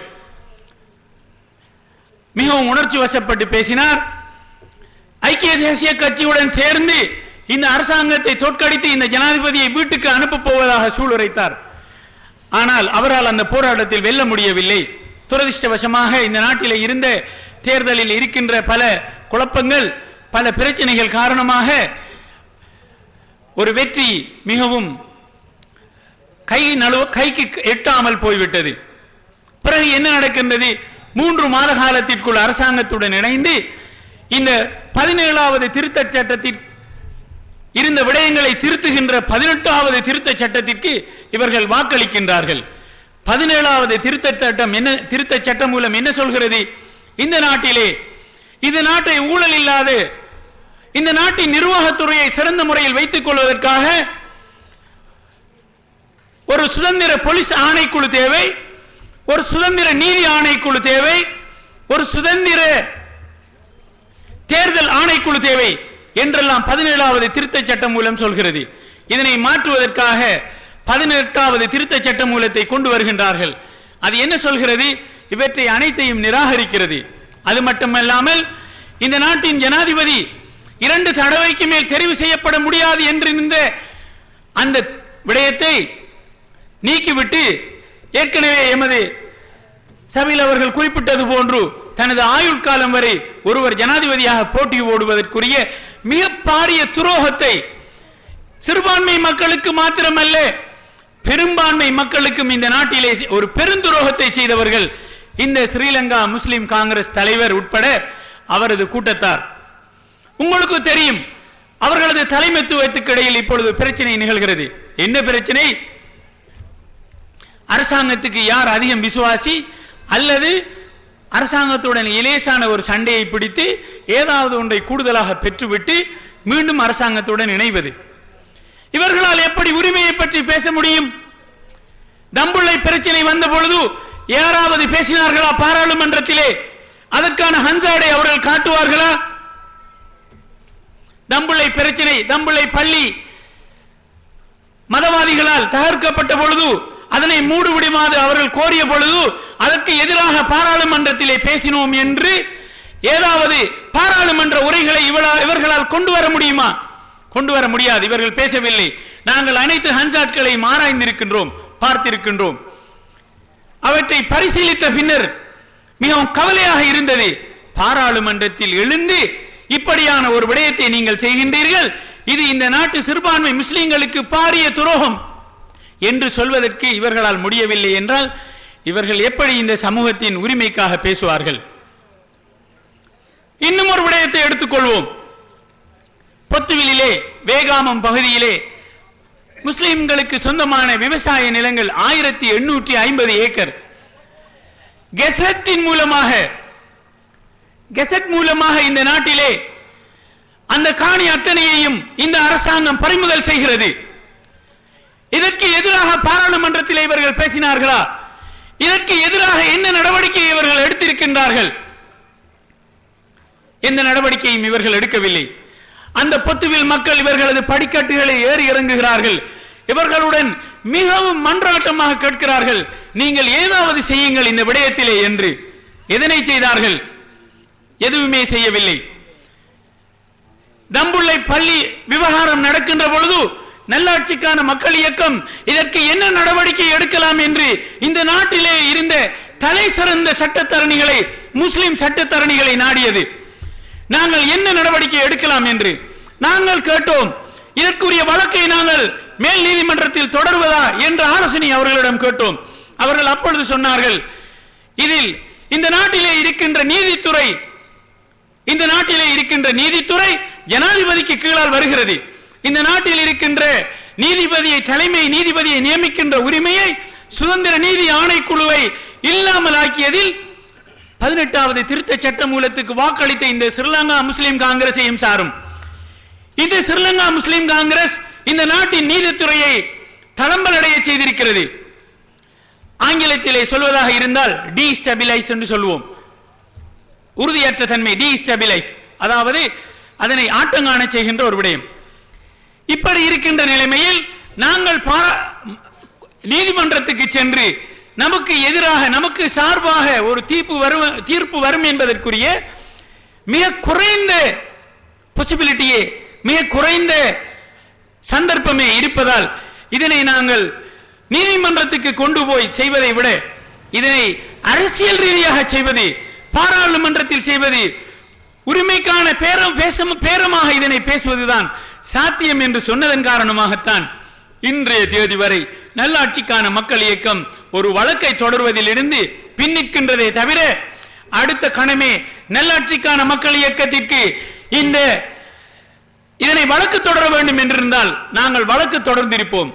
அதே போன்றுதான் இன்னும் ஒரு விடயத்தை பார்ப்போம். பொத்துவிலில் இருக்கின்ற நான் ஏற்கனவே குறிப்பிட்ட 1850 ஏக்கர் காணிகளுக்கும் நல்லாட்சிக்கான மக்கள் இயக்கம் என்ன செய்தது? இந்த நாட்டில் உள்ள தலை சிறந்த சட்டத்தரணிகளை அணுகி அவர்களுக்கு 1 மில்லியன் ரூபாய் அவர்களுடைய கொடுப்பனவாக பேசி 2 லட்சம் ரூபாயை அவர்களுக்கு முற்பணமாக கொடுத்து அத்தனை ஆவணங்களையும் தயாரித்திருக்கின்றது என்றும் அதனை கோர்ட்டுக்கு செல்வதற்குரிய அனைத்து ஆயத்தங்களை செய்து கொண்டிருக்கின்றது என்பதையும் பொத்துவில் மக்களும் இறைவனும் சாட்சியாக இருக்கின்றான். இதனை அறிந்தவுடனேயே அரசாங்கம் இன்று தனது காலை பின்னால் இழுத்திருக்கிறது. இதனை பேசுவதற்கும் அல்லது இந்த விடயத்தில் சில விட்டுக் கொடுப்புகளை செய்து தனது பெயரை பாதுகாக்க வேண்டிய ஒரு நிலையில் இன்றைய அரசாங்கம் தள்ளப்பட்டிருக்கின்றது. எனவேதான் 18வது திருத்த சட்டம் மூலம் பொத்துவில் பிரச்சனை, ஏனைய பிரச்சனைகள் என்று பார்க்கின்ற பொழுது இந்த ஸ்ரீலங்கா முஸ்லிம் காங்கிரசும் அதன் தலைவரும் அதன் தொண்டர்களும் தள்ளுபடி செய்யப்பட வேண்டிய ஒரு குழுவினரே ஆவர். இவர்கள் உரிமைக்காக பேசுவார்கள் என்பதற்கு எந்த ஒரு கரண்டியும் எந்த ஒரு நம்பகத்தன்மையான ஒரு சூழ்நிலையும் காணப்படவில்லை. ஏற்கனவே நாங்கள் பார்த்தது போன்று இந்த அரசாங்கமும் இந்த அரசாங்கத்தில் கேட்கின்ற இந்த அரசாங்கத்தை தூக்கி பிடித்திருக்கின்ற அவர்களது ஏவலாளர்கள் தள்ளுபடி செய்யப்பட வேண்டியவர்கள். இந்த ஸ்ரீலங்கா முஸ்லிம் காங்கிரஸ் அரசும் உரிமை என்று மேடைகளில் பேச முடியுமே தவிர இவர்களால் வாய் திறந்து உரிமைக்காக பேச முடியவில்லை. நாங்கள் கடந்த தேர்தல் மேடைகளிலும் குறிப்பிட்டோம். இந்த அண்மையில் ராஜினாமா செய்த இந்த பிரதி அமைச்சர் ஏன் தம்புள்ளை பள்ளி விவகாரத்தில் ராஜினாமா செய்யவில்லை? கடந்த கிழமை 2-3 தினங்களுக்கு முன்னர் கல்முனையில் ஜனாதிபதி அவர்கள் வாக்குறுதி அளித்ததாக ஒரு சகோதரர் இன்று என்னிடம் சொன்னார். இதனை பற்றியும் நீங்கள் மேடையில் சொல்ல வேண்டும் என்று சொன்னார். இந்த தனது அரசாங்கம் இருக்கின்ற வரை இந்த நாட்டிலே எந்த பள்ளியும் உடைக்கப்படாது என்று. இதனை எப்படி நம்புவது? இது தேர்தல் வாக்குறுதியா அல்லது இது ஒரு கெசட் நோட்டிபிகேஷனா? கெசட் நோட்டிபிகேஷன் சொல்கிறது காணியை பறிப்பேன் என்று. புத்த சாசன அமைச்சிலிருந்து தெய்வலை பள்ளிக்கு அனுப்பப்பட்டிருக்கின்ற கடிதம் சொல்கிறது இந்த பள்ளியை மூடிவிடுமாறு. ஜனாதிபதி மேடையில் வாயால் சொல்கிறார் நான் இந்த பள்ளியை உடைக்க மாட்டேன் என்று. எழுத்தில் உள்ள விடயத்தை நம்புவதா? கோர்ட்டுக்கு சென்றால் எழுத்தை கேட்குமா அல்லது வாயால் பேசப்பட்ட ஒரு பேச்சா? எது செல்லுபடியாகும்? எனவே தான் நாங்கள் சொல்கின்றோம், இந்த அரசாங்கம் இந்த தேர்தலிலே வெல்வதற்காக பல வியூகங்களை வகுத்திருக்கிறது. அதில் ஒன்றுதான் உடனடியான சில வாக்குறுதிகள், உடனடியான சில அபிவிருத்தி வேலை திட்டங்கள் என்று சிலவற்றை செய்யும். இவற்றை கண்டு மதிமயங்குகின்ற சூழ்நிலையில் எமது வாக்காளர்கள் இல்லை என்பது இவர்களுக்கு தெரியாத விடயம். நாங்கள் சிறு வயதிலிருந்தே ஒரு விடயத்தை அறிந்தவர்கள். தஜ்ஜாலை பற்றி கேள்விப்பட்டிருக்கின்றோம். எப்படி தஜ்ஜால் என்றால் ஒரு கையிலே கொண்டு வருவான், இதிலே சொர்க்கம் இருக்கும் என்றும் இன்னும் ஒரு கையில் நரகம் என்றும் ஒன்றை கொண்டு வருவான். சொர்க்கம் என்பதற்கு நாங்கள் சொர்க்கம் என்று நினைத்தால் அது நரகமாக இருக்கும் என்றும், நரகம் என்று அவன் சொல்லுவதை நாங்கள் நம்பினால் அது சொர்க்கமாக இருக்கும் என்று சிறு வயதிலே இருந்தே நாங்கள் கேள்விப்பட்டிருக்கின்றோம். இவ்வாறுதான் எனக்கென்றால் தெரிகிறது இவர்கள் சொல்கின்ற பில்லியன் கணக்கான அபிவிருத்திகளை நம்பினால் இந்த சமூகம் குழியிலே கொண்டு போய் விடும். இவர்கள் அளிக்கின்ற வாக்குறுதிகளை நம்பினால் இந்த சமூகம் நடுத்தெருவில் கைவிடப்படும். எனவேதான் மிக நலிவான குரலாக இருந்தாலும் மிக குறைந்த பலத்தோடு இருந்தாலும் இன்று முழு கிழக்கு மாகாணத்திலுமே மிக நம்பிக்கை தரக்கூடிய ஒரு சக்தியாக நல்லாட்சிக்கான மக்கள் இயக்கம் இருக்குமா என்கின்ற ஒரு பரிசோதனையை நாங்கள் செய்து பார்ப்போம். என்ன பரிசோதனை? இந்த நல்லாட்சிக்கான மக்கள் இயக்கத்தை நம்ப முடியுமா? ஒருவரை நம்ப வேண்டுமாக இருந்தால் அவருடைய வரலாறை பார்க்க வேண்டும். எப்படி நம்புவது, எப்படி அவர்களை தள்ளுபடி செய்வது? தம்புளை பிரச்சனை வந்தபோது நல்லாட்சிக்கான மக்கள் இயக்கம் என்ன செய்தது? சட்ட நடவடிக்கை எடுப்பதற்கு முன் வந்தது. உன்னிச்சையில் வீடுகள் எரிக்கப்படுகின்ற பொழுது நல்லாட்சிக்கான மக்கள் இயக்கம் சென்றது. என்ன சொன்னது அந்த மக்களுக்கு? உங்களுக்கு நாங்கள் அவசரமாக என்ன செய்ய வேண்டும் என்று கேட்டோம். அவர்கள் சொன்னார்கள், இப்பொழுது ஸ்ரீலங்கா முஸ்லிம் காங்கிரசின் தலைவர் வந்திருக்கிறார், பள்ளிக்கு 50,000 ரூபாய் தருவதாக சொல்லி இருக்கிறார், எரிந்த வீடுகளுக்கு 10,000 ரூபாய் தருவதாக சொல்லி இருக்கிறார் என்று மக்கள் சொன்னார்கள். அப்பொழுது நாங்கள் சொன்னோம், இவர்கள் இதனை செய்யாவிட்டால் எங்களுக்கு ஒரு தொலைபேசி அழைப்பை தாருங்கள், இதனை அனைத்தையும் நாங்கள் செய்கிறோம் என்று சொன்னோம். மிகவும் நம்பிக்கையாக நாங்கள் நடந்து கொண்டிருக்கின்றோம். வேகாமத்திலே காணி பறிபோகின்ற பொழுது நல்லாட்சிக்கான மக்கள் இயக்கம் மிக நம்பிக்கையாக நடந்து கொண்டிருக்கின்றது. மாகாண சபையிலே சிறுபான்மைக்கு எதிரான ஒரு சட்டம் மூலம் வருகின்ற பொழுது அதனை நாங்கள் இந்த நாட்டின் உயர் நீதிமன்றத்துக்கு சென்று அதனை நாங்கள் எதிர்த்து போராடினோம். முஸ்லிம்களில் இந்த நாட்டிலே வாழ்கின்ற சிறுபான்மை முஸ்லிம்களில் எவராவது சொல்லட்டும், சட்ட ரீதியாக எந்த அமைச்சராவது பேசினார் என்றோ அல்லது இதற்காக இந்த நாட்டிலே ஆக்கப்பூர்வமான எதையாவது செய்தார்கள் என்றோ யாராவது சொல்லட்டும். இந்த நல்லாட்சிக்கான மக்கள் இயக்கம் செய்தது. ஒரு நாட்டின் அரசாங்கம் அத்துமீறி தலைகால் புரியாமல் ஒரு சிறுபான்மை மீது கட்டவிழ்த்து விட்டு தனது நடவடிக்கைகளை முன்கொண்டு செல்கின்ற பொழுது ஒரே ஒரு பாதுகாப்பு, அந்த பிரச்சனையை சர்வதேச மயப்படுத்துவதும் அந்த பிரச்சனையை நீதிமன்றங்களுக்கு எடுத்துச் செல்வதும் தான் அந்த சிறுபான்மைக்கு மிகவும் பாதுகாப்பான ஒரு விடயம். குறைந்தபட்சம் அந்த விடயம் பாராளுமன்றத்தில் பேசப்பட்டு அந்த ஹன்சாடிலே அது இருக்க வேண்டும். நாங்கள் கேண்டீனிலே பேசினோம், டீ பார்ட்டியிலே பேசினோம், அமைச்சரின் வீட்டிலே பேசினோம் என்பது எல்லாம் அந்த விடயம் நடந்ததா நடக்கவில்லையா என்பதற்கு எந்த ஆதாரமும் இல்லை. அது மாத்திரமன்றி அது ஒரு பாதுகாப்பும் இல்லை. பகிரங்கமாக கெசட் நோட்டிபிகேஷன் மூலம் நடக்கின்ற ஒரு விடயத்தை அரசாங்கம் கெசட் நோட்டிபிகேஷன் மூலம் தான் தீர்க்க வேண்டும். இவ்வாறுதான் நல்லாட்சிக்கான மக்கள் இயக்கம் இன்னும் சில பரிசோதனைகளை நீங்கள் செய்து பார்க்க முடியும். இவர்களுக்கு பதவிகளும் வாய்ப்புகளும் வருகின்ற பொழுது எப்படி நடந்து கொள்கின்றார்கள் என்று. கடந்த பாராளுமன்ற தேர்தலிலே ஸ்ரீலங்கா முஸ்லிம் காங்கிரஸ் சகோதரர் பசீர் சேவுதாத் அவர்களூடாக பேசிய பொழுது மிகவும் நம்பிக்கையான இந்த மட்டக்களப்பு மாவட்டத்தில் இருக்கின்ற ஒரே ஒரு சக்தி நீங்கள் தான், உங்களுக்கு நாங்கள் 2 வருடம் நாங்கள் பாராளுமன்ற பதவியை தருகின்றோம் என்று அவர்கள் சொன்னார்கள். நாங்கள் என்ன செய்திருக்க வேண்டும்? இப்படி 2 சுயேட்சை குழு உறுப்பினர்களை வைத்துக் கொண்டு இந்த ஊரிலே மிகவும் அதிகமான பொதுக்கூட்டங்களை நடத்த வேண்டியோ, மிகவும் அதிகமான பிரச்சார துண்டு பிரசுரங்களை வெளியிட்டோ நாங்கள் வீணாக மெனக்கட்டி இருக்க வேண்டியதில்லை.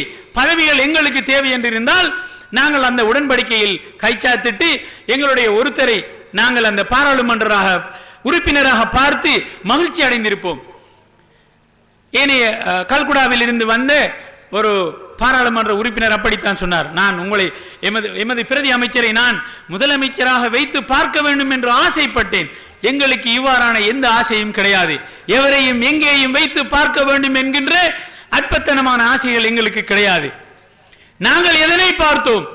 நீங்கள் ஐக்கிய தேசிய கட்சியுடன் செய்திருக்கின்ற ஒப்பந்தம் என்று அதனை மக்கள் முன் கொண்டு வாருங்கள்.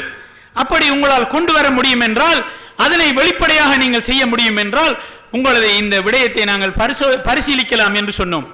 எனவேதான் இந்த பரீட்சையில் நல்லாட்சிக்கான மக்கள் இயக்கம் வெற்றி பெறுகிறது. இந்த தேர்தலில் கூட, இந்த மாகாண சபை தேர்தலில் கூட எமது பிரதி அமைச்சர் அங்கம் வகிக்கின்ற கட்சி அகில இலங்கை முஸ்லிம் காங்கிரசின் தலைவர் ரிஷாட் பதியுதீன் அவர்கள் எங்களை சந்தித்து பேசினார்.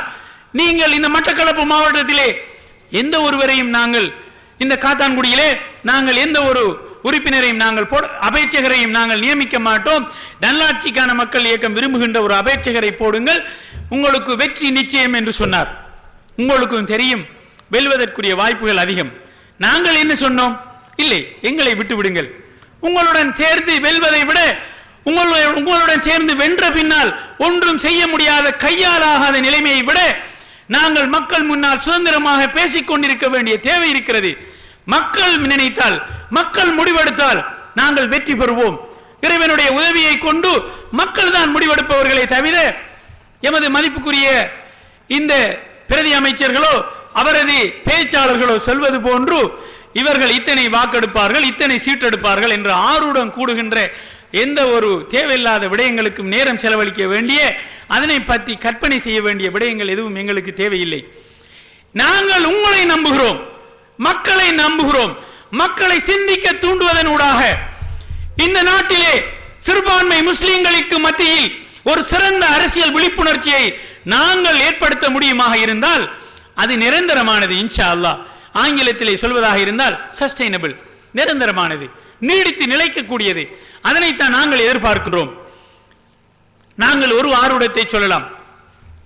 அதற்கு முன்னர் நான் ஏற்கனவே குறிப்பிட்டிருந்த விடயத்தை முடிவுக்கு கொண்டு வருவோம். நீங்கள் நல்லாட்சிக்கான மக்கள் இயக்கத்தை பற்றிய எந்த பரிசோதனையை செய்து பார்த்தாலும் அதிலே நல்லாட்சிக்கான மக்கள் இயக்கம் நமது முஸ்லிம்களுடைய சிறுபான்மை மக்களுடைய உரிமைகளுக்காக குரல் கொடுக்கும் என்பதற்குரிய ஒரே ஒரு சாத்தியப்பாடு கடந்த வரலாறுகளில் இருந்து உறுதியாக வெளிப்படுகிறது என்பதை நாங்கள் அனைவரும் அறிந்து கொள்ள முடியும். இதற்கு பின்னாலும் நான் நினைக்கவில்லை எங்களை இந்த தேர்தலிலே யாருக்கு வாக்களிப்பது என்ற பரிசீலனைகளை செய்வதற்கு தேவையில்லை. அன்புக்குரிய சகோதரர்களே, தாய்மார்களே, புத்திஜீவிகளே, இளைஞர்களே, உலமாக்களே, நீங்கள் மிகவும் கவனமாக இருக்க வேண்டும். பொய்யான வாக்குறுதிகளை கையிலே அள்ளி கொண்டு வந்து எமது சமூகத்துக்கு விடுவி என்று சொல்கின்றவர்கள் இது இந்த அபாயகரமான வாக்குறுதிகளில் இருந்து நம் சமூகத்தை பாதுகாக்க வேண்டியிருக்கின்றது. நல்லாட்சிக்கான மக்கள் இயக்கத்துக்கு எந்த ஒரு பதவி ஆசையும் இல்லை. நாங்கள் யாரையும் பாராளுமன்றத்துக்கு அனுப்பி பார்க்க வேண்டும் என்கின்ற எந்த தேவையும் எம்மிடம் இல்லை. இந்த சமூகம் வெற்றி பெற வேண்டும். அதற்கு மிக பலமான அத்திவாரத்தை நாங்கள் இட்டிருக்கின்றோம். எப்படியான அத்திவாரம்? இந்த சமூகத்தை கள்ள வாக்குகளின் மூலமாக ஒரு போலியான நேர்மையற்ற ஒரு சமூகமாக எவரும் பார்ப்பதிலிருந்து நாங்கள் தடுத்து வருகின்றோம்.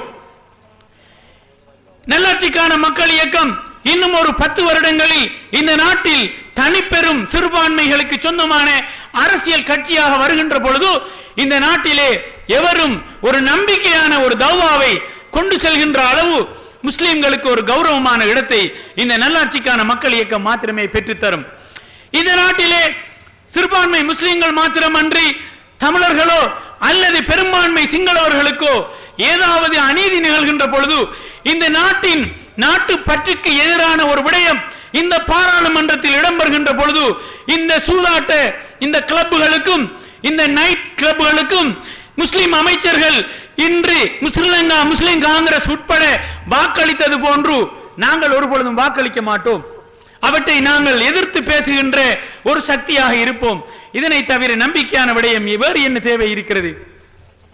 இப்படித்தான் நல்லாட்சிக்கான மக்கள் இயக்கம் இன்றைய தேர்தல் காலத்தில் மிக நம்பிக்கையான ஒரு கட்சியாக இருக்கின்றது.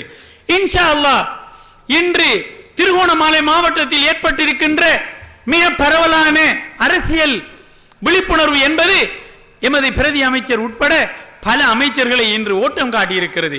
அவர்களுக்கு தேவையில்லாத விடயம் அவர்களது உறுப்பினர்களுக்காக அமைச்சர்களுக்காக இங்கே அவர்கள் நேரத்தை செலவழிக்கலாம். அங்கே போய் பார்க்கிறார்கள் என்ன நடக்கிறது, எதை பேசுகிறார்கள், இவர்கள் இப்படி இந்த நாட்டிலே வளர்ந்து விட்டால் எம்முடைய நிலைமை என்ன ஆவது என்ற வயிற்றுப்போக்கு இப்பொழுது தொடங்கி இருக்கின்றது. இன்ஷா அல்லாஹ் நாங்கள் நினைக்கின்றோம், நான் நினைக்கின்றேன் இன்னும் ஒரு அடுத்த பாராளுமன்ற தேர்தல் வருகின்ற பொழுது சில நேரம் இந்த நல்லாட்சிக்கான மக்கள் இயக்கம் இந்த மாகாண சபை தேர்தலிலே குறைந்தது திருகோணமலை மாவட்டத்திலும் மட்டக்களப்பு மாவட்டத்திலும் 2 மாகாண சபை உறுப்பினர்களை வென்றெடுக்குமாக இருந்தால் நிச்சயமாக ஒரு சூழ்நிலை வரும். இந்த அகில இலங்கை முஸ்லிம் காங்கிரஸ், ஸ்ரீலங்கா முஸ்லிம் காங்கிரஸ், அதாவுல்லா காங்கிரஸ் உட்பட அனைத்து 3 காங்கிரஸ்களும் ஒன்று சேர்ந்து பாராளுமன்ற எலெக்ஷனிலே போட்டி போட்டால் மாத்திரமே இவர்களால் வெற்றி பெற முடியும் என்கின்ற ஒரு நிர்பந்தத்துக்கு இவர்கள் தள்ளப்படுவார்கள். இன்ஷா அல்லாஹ் அதனை நாங்கள் பார்ப்போம். ஏனென்றால் இது ஆருடம் அல்ல, இது நிகழப்போகின்ற ஒரு இன்ஷா அல்லாஹ் நிகழப்போகின்ற ஒரு சாத்தியப்பாடு. காரணம், நல்லாட்சிக்கான மக்கள் இயக்கத்திற்கு இந்த காத்தான்குடி மக்கள் எவ்வாறான ஒரு பலத்த ஆதரவையும் நம்பிக்கையும் நீங்கள் தந்தீர்களோ, தந்து கொண்டிருக்கின்றீர்களோ, இதனை நீங்கள் எப்படி பல எதிர்ப்புகளுக்கு மத்தியில் இதனை சுமந்து கொண்டிருக்கின்றீர்களோ, பல மோஸ்துதிகளுக்கு நீங்கள் எப்படி தூக்கி எறிந்துவிட்டு நீங்கள் நன்மைக்காக ஆதரிக்கின்றீர்களோ, அவ்வாறுதான் இன்று திருகோணமலை மாவட்டத்திலும் அம்பாறை மாவட்டத்திலும் எமது சகோதரர்கள் முன் வந்திருக்கின்றார்கள். எனவே இன்ஷா அல்லாஹ் நல்லாட்சிக்கான மக்கள் இயக்கத்தின் வெற்றி, அதன் வளர்ச்சி என்பது வெறுமனே நல்லாட்சிக்கான மக்கள் இயக்கத்தின் வளர்ச்சி அல்ல, இந்த நாட்டிலே உள்ள சிறுபான்மைகளின் கௌரவத்தை, மானத்தை உயர்த்துகின்ற ஒன்றாக அது இருக்கும் என்று எமது டாக்டர் ரிபாஸ் அவர்களும் கடந்த மேடையிலே குறிப்பிட்டிருந்தார்கள். அதனை நாங்கள் மிகவும் வலுவான ஒன்றாக கருத்தில் கொள்ள வேண்டும். காரணம், இந்த நாட்டிலே முஸ்லிம்களுக்கு பல பெயர்கள் இருக்கின்றன, பல கெட்ட பெயர்கள் மிக அண்மை கால அரசியல் வரலாற்றில் சம்பாதிக்கப்பட்டிருக்கின்றது.